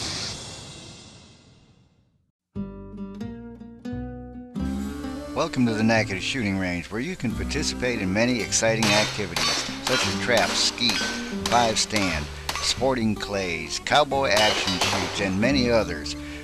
Individual memberships and family memberships are available, but the public is welcome.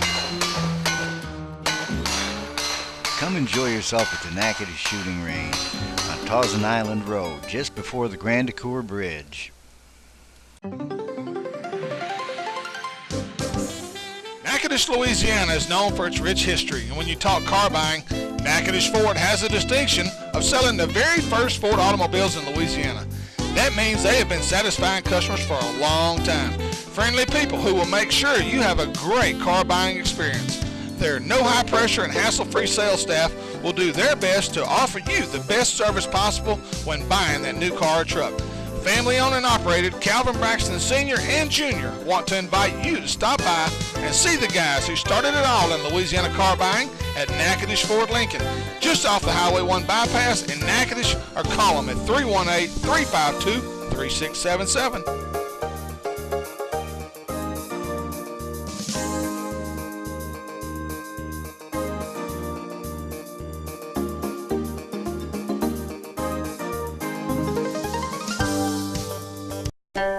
Let's go eat at Hana's Steakhouse and Sushi Bar. They have all of our old favorites, or we could get something a little more exotic, like the Hibachi Grill, conveniently located at 814 Kaiser Avenue. This is Myths and Superstitions. Kissing the first bullet. Soldiers used to believe that kissing their last bullet before loading it into the chamber would assure that the shot would find its mark. Many a hunter has adopted a similar belief into their hunting rituals. However, we've grown accustomed to kissing the first bullet and hope we never run out of ammo in the field. After all, if you're using a lot of ammo, it probably means you're missing your target. But shooting is like a batter stepping into the batter's box. You should always go through the same ritual every time you pull the trigger. This will help ensure that your bullet finds its mark. This has been Myths and Superstitions for the Hooking Up and Tracking Down show. I'm Steve Castello. Hooking Up and Tracking Down is on 1130 The Tiger. This segment presented by Natchitoches Ford Lincoln, the Shreveport Sports Commission, and Gamakatsu Hooks, the best hooks you'll ever use. Now back to the #1 outdoor show in the Arklatex, only because they're the only ones who voted. Steve, Gary, and Mike. That's right. We have the power of the pen, and we voted ourselves #1. Hey, that's the way it goes. Gary McCoy is sitting on a deer stand as we speak, and Mike Eccles is in studio with me, and I'm Ranger Buck Pro Staffer Steve Graff. And on the phone, we have got today, not Kelly Haydale, we've got the brother. Rod Haydell. Rod's going to talk to us. He seems to be the deer hunter of the family, and this week we're going to talk a little bit about rut calling, and it's that time of year.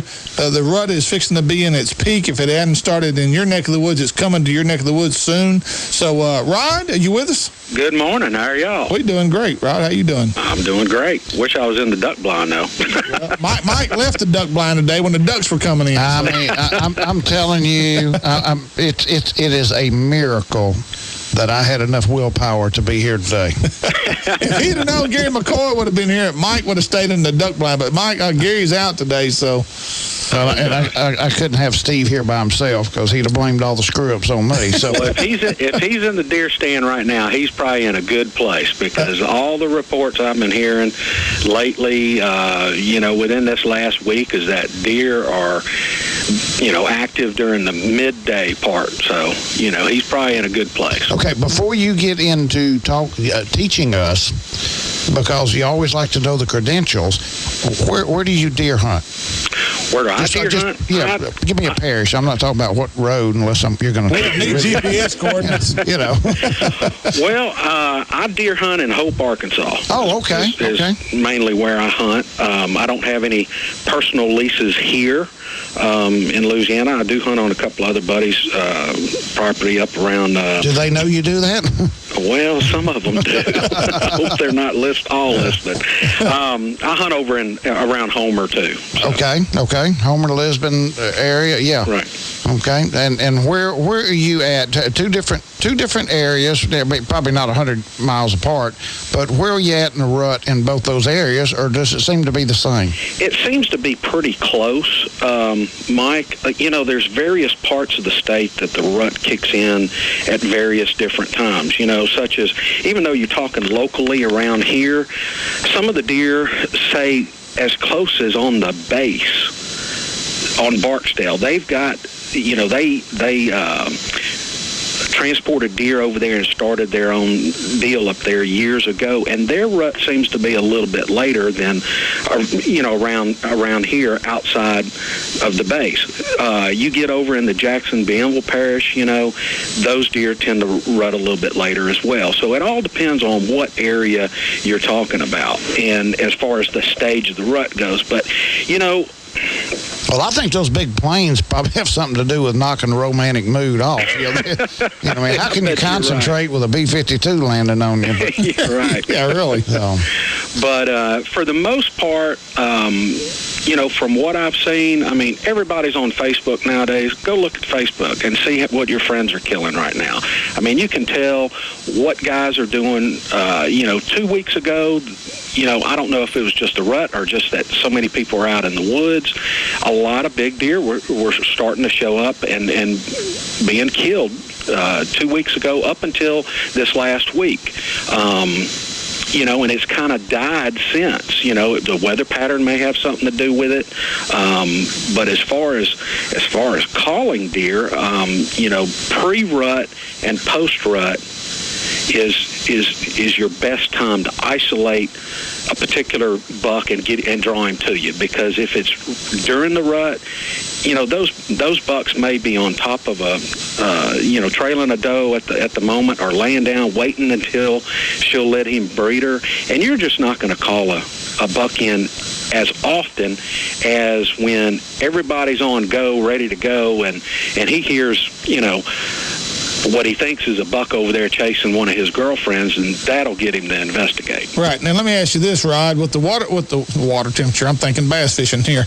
With the air temperature starting to rise this weekend and getting back into the mid-70s, that warm weather, will that postpone, slow down the rut a little bit? Will they wait till another cool snap comes through to really pick back up on the rut? My question is, can you delay the rut if it warms back up, or once they start it, they're going to go ahead and do their thing?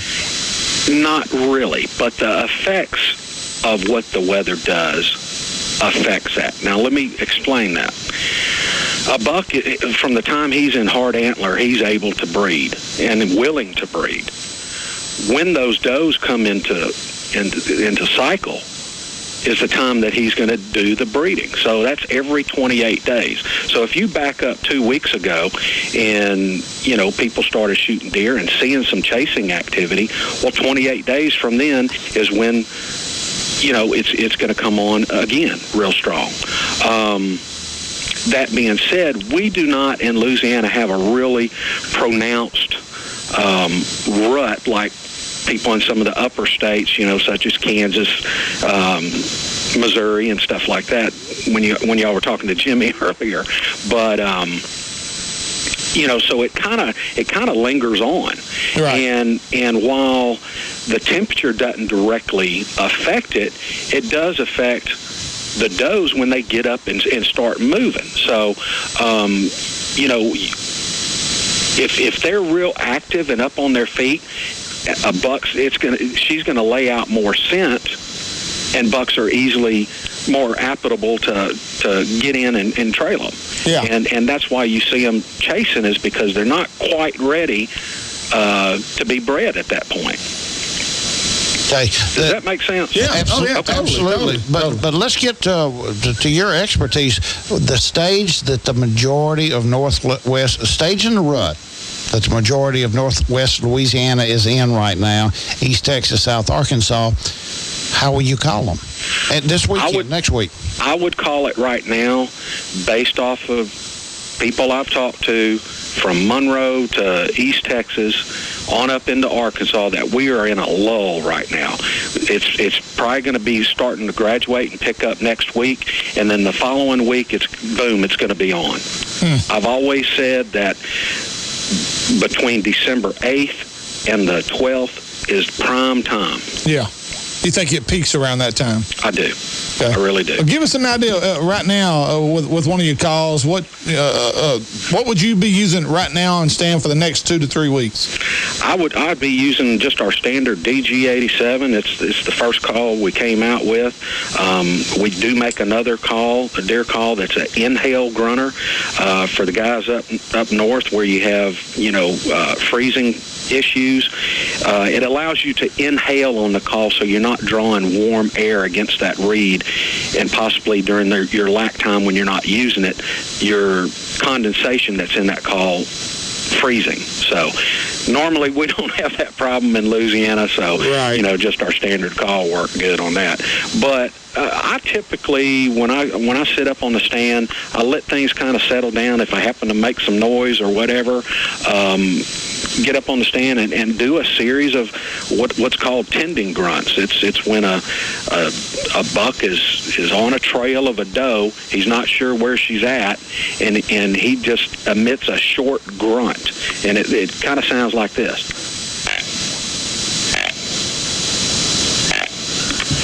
And it's kind of a monotone type sound. A lot of guys may mistake it when they're hunting, thinking it's a hog or something like that. But that's actually a buck grunting, trailing a doe.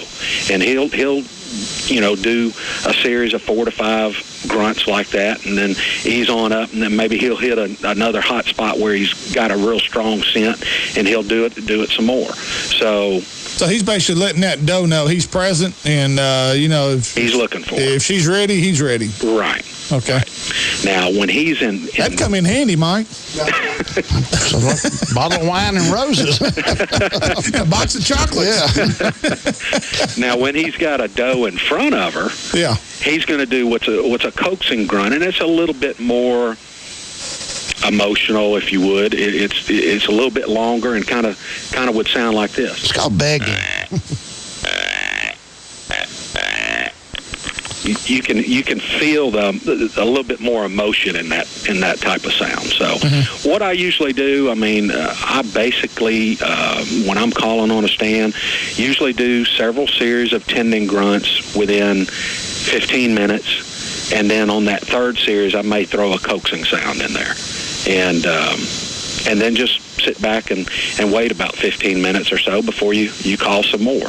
Yeah, that was my next question. What's the time frame that you should call and then sit and call and sit? Well, like I said, that's kind of what I do. I don't have a real set schedule that I go off of, looking at the watch or anything.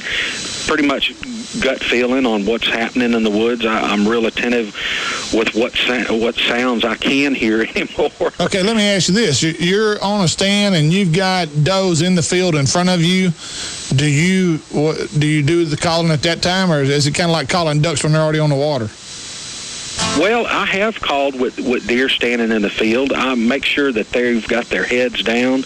I certainly don't want the does pinpoint me and looking up and see. You know what I mean? Yeah. And that's what I was going to get to next. Is that as long as a deer is moving or looking away, you have nothing to lose at that point to go ahead and grunt at him and try to get him to come to you. Most times what he's going to do is just simply stop. So if you think about it and time it right, if he's walking through the woods, say 100 yards from you, and you're trying to get him in a hole to stop, to where you can thread a bullet, through a hole to him,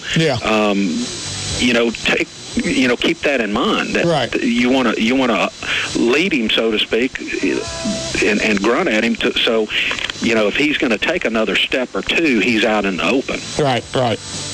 Man, there's some good stuff, Mike. Good. Hey, great tips, Rod. We really appreciate it, man. And there's some good stuff right there. And, we'll get back to duck calling, I guess, next week with Kelly. And we appreciate you coming on today. And we haven't really focused on the rut that much because it's really just now getting here. So thank you, man. Great stuff. Hey, Rod, real quick, opening weekend of the Coastal Zone, how was it for you? It was awesome. Great. We're running a little bit later than we normally do every year, and the youth season was just, there was more ducks than I had ever seen. Opening weekend was real good. We hunted during the middle of the week. It started tapering down. I was there last weekend and hunted through Monday, and it's really slowed down in the coastal areas right now. I don't know if it's the warm weather. We hadn't got another push of birds in yet. So again, it's an ideal time to be hunting deer. So right. That's what I plan on doing. All right. Thank you, buddy. We'll see you later. Talk to you next week. Good luck out there, guys. Appreciate you, Rod. All right. Rod Haydale Game Calls. I want to thank Rod for joining us today. And we're going to take a final break. And when we come back, we got the best times to hunt. And Mike's going to tell us maybe how he utilizes those leftover turkey from Thanksgiving, what he does with his leftover turkey. So we'll be right back with more Hooking Up and Tracking Down on 1130 The Tiger. When I get there. What better way to show you love your children than to make sure they are secured properly in child safety seats? Make it the law in your car. It might save your children's life. When I go shopping, I want camo, fishing tackle, guns, hunting gear, work clothes. And when I go shopping, I want home decor, gifts, children's and baby clothes. Fortunately, we can both get exactly what we need at the same place, Nichols. All the name brands you can find in the big city without driving to the big city and paying big city prices. Nichols, keeping folks happy since 1914.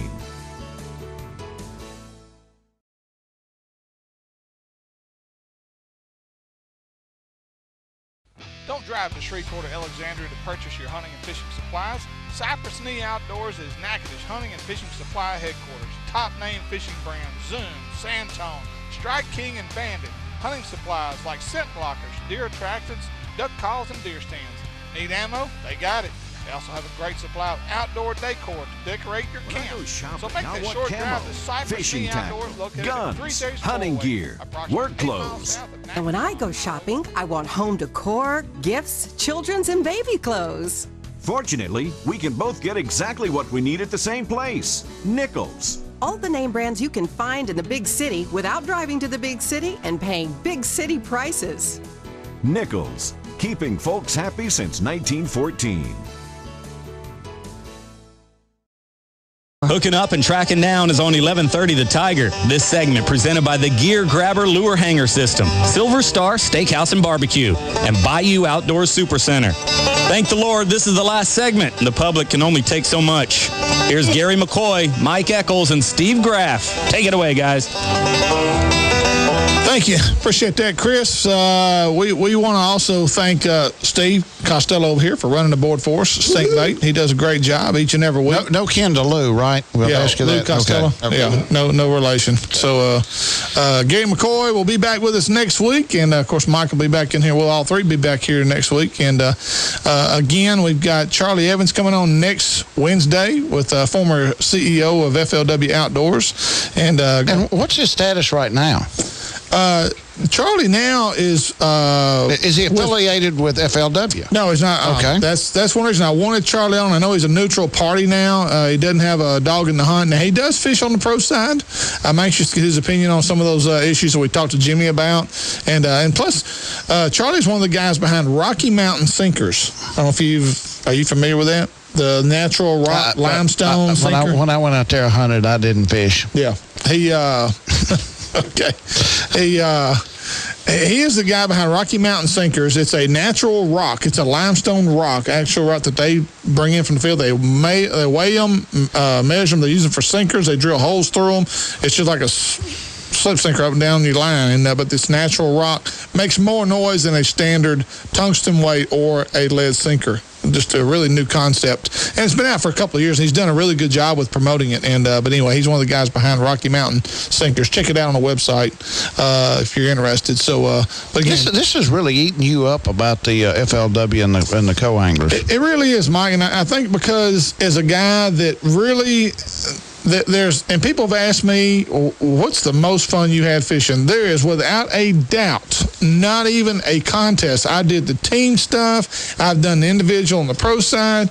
There is nothing I did that I enjoyed more than fishing as a co-angler on the FLW tour, because you got in the boat and you got to get to know the Kelly Jordans of the world, the Kevin Van Dam. You actually got to get to know this person on a one-on-one level.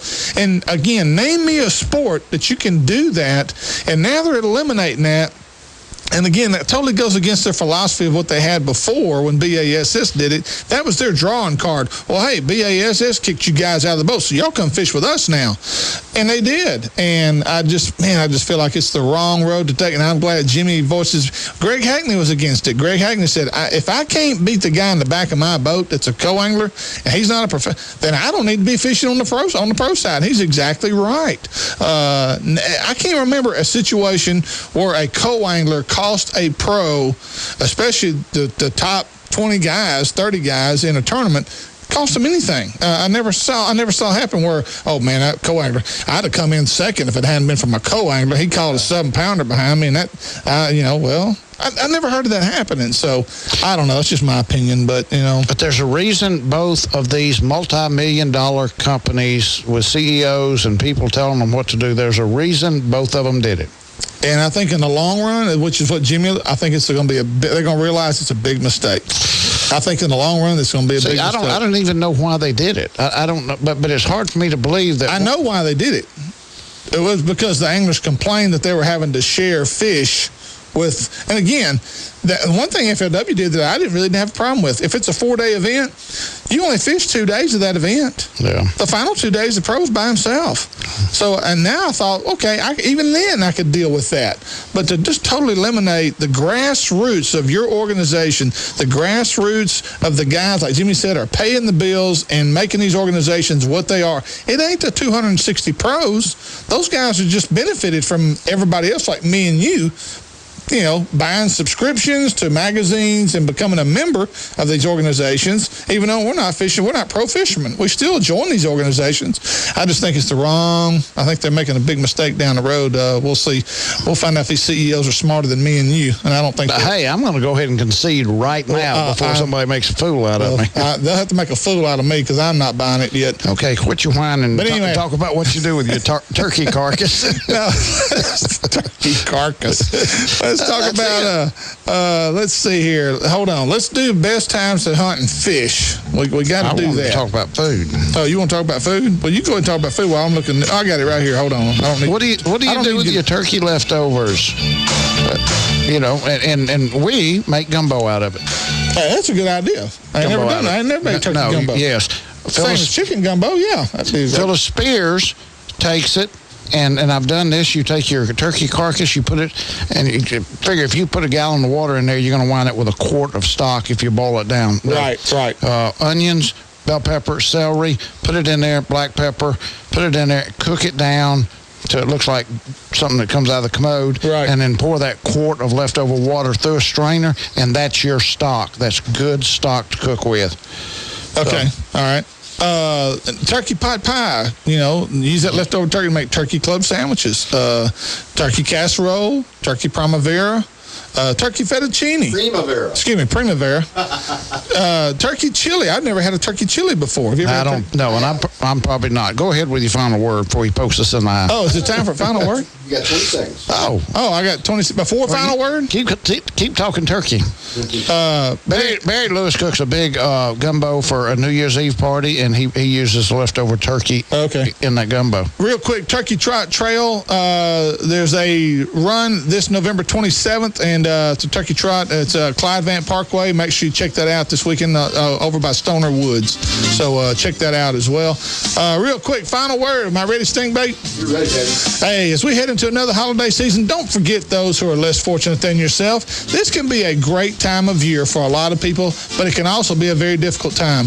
It might be your first Thanksgiving without your parents, or maybe you lost someone near and dear to your heart.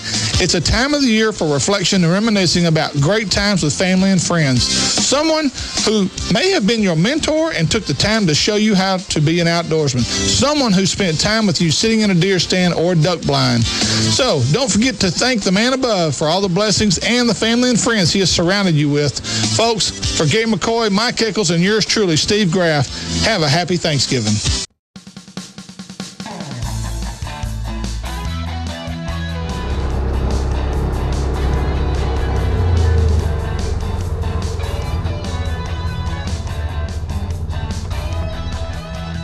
Hello everybody, Ranger Pro Staffer Steve Graff with the Hooking Up and Tracking Down Show. Folks, there's nothing I love more than my Rhino. I've had three-wheelers, I've had four-wheelers, but if you want the best of the best, you need to get you a Rhino 700 from Honda Yamaha Village right here in Natchitoches. My Rhino does more than take me to and from the deer stand. It is a great utility vehicle around your house. You can use it for all kinds of stuff, including yard work. I've got it loaded down right here. But one of the best features of the Rhino, it's got a dump bed right in the back of it.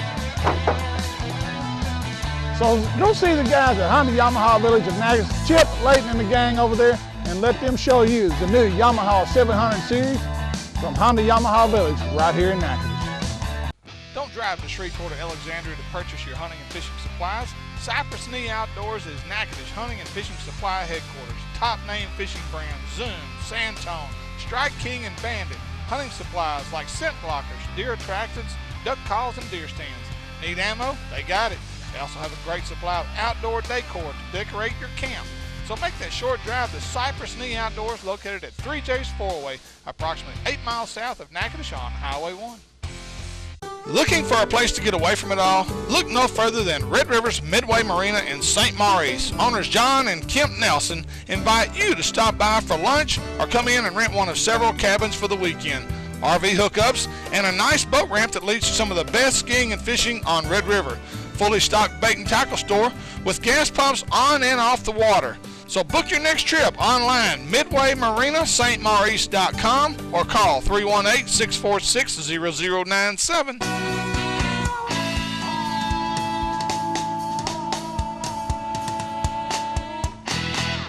Ranger Boat Pro Staffer Steve Graff. Welcome to this week's Hooking Up and Tracking Down Tip of the Week. Life jackets, PFDs, whatever you want to call them, they're very, very important. They can save your life. That's why they call them life jackets. I'm going to show you the two options today that are very popular. This is the old standby. This is the full jacket right here. And make sure when you put the jacket on, whether you're putting it on yourself or putting it on your young ones, make sure you put the jacket on and snap and zip every one of the clamps, okay? You want to first zip it, then make sure you clamp all the clamps. All those clamps are there for a reason. They're not there for looks. They're there for safety and to secure the jacket to the person. One of the things you want to make sure the jacket is good and firm and snug, okay? You don't want it real loose where they will pop up over their head and they can come completely out of it. Make sure it's good and snug, not overly tight, just snug to the body. The next type of jacket is what they call suspenders type jacket. This has become extremely popular with a lot of the professional anglers. Number one, it's lightweight, it's cool, it's comfortable, and it's not as bulky as the old standard life jacket like you used to wear. A lot of guys still wear these. I wear these in the wintertime, spring and summer, and fall I wear this right here. You simply put it on, swing it on like this. As you can see, a lot less bulky. There's no zipper. You make sure it's snapped and secure. Tighten it up right here. Make sure it's good and snug, and you're there. You can wear this all day long, fish in 100-degree weather, still be comfortable, still be fairly cool, and number one thing, you'll be safe. There's two different kinds of these type of vests. There's the kind that when you hit the water, they automatically inflate when the water hits them, or you can buy the kind where you actually pull the lever to inflate it manually. So pick out whichever one you like. Some of them have both options on them, like this one here. These are both made by Mustang. Mustang's one of the product sponsors of our show. Absolutely great product. The best life jacket company on the market is Mustang.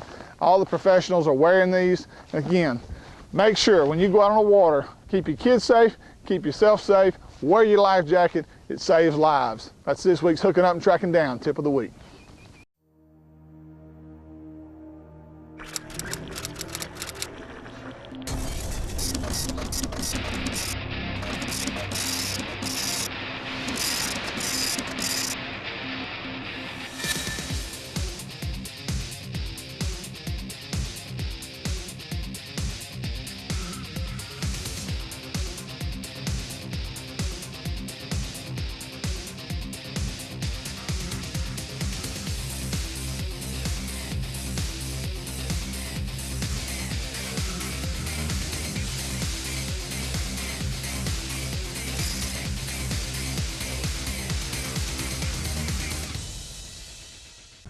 You're watching KNTS Digital 19 in Natchitoches, Louisiana.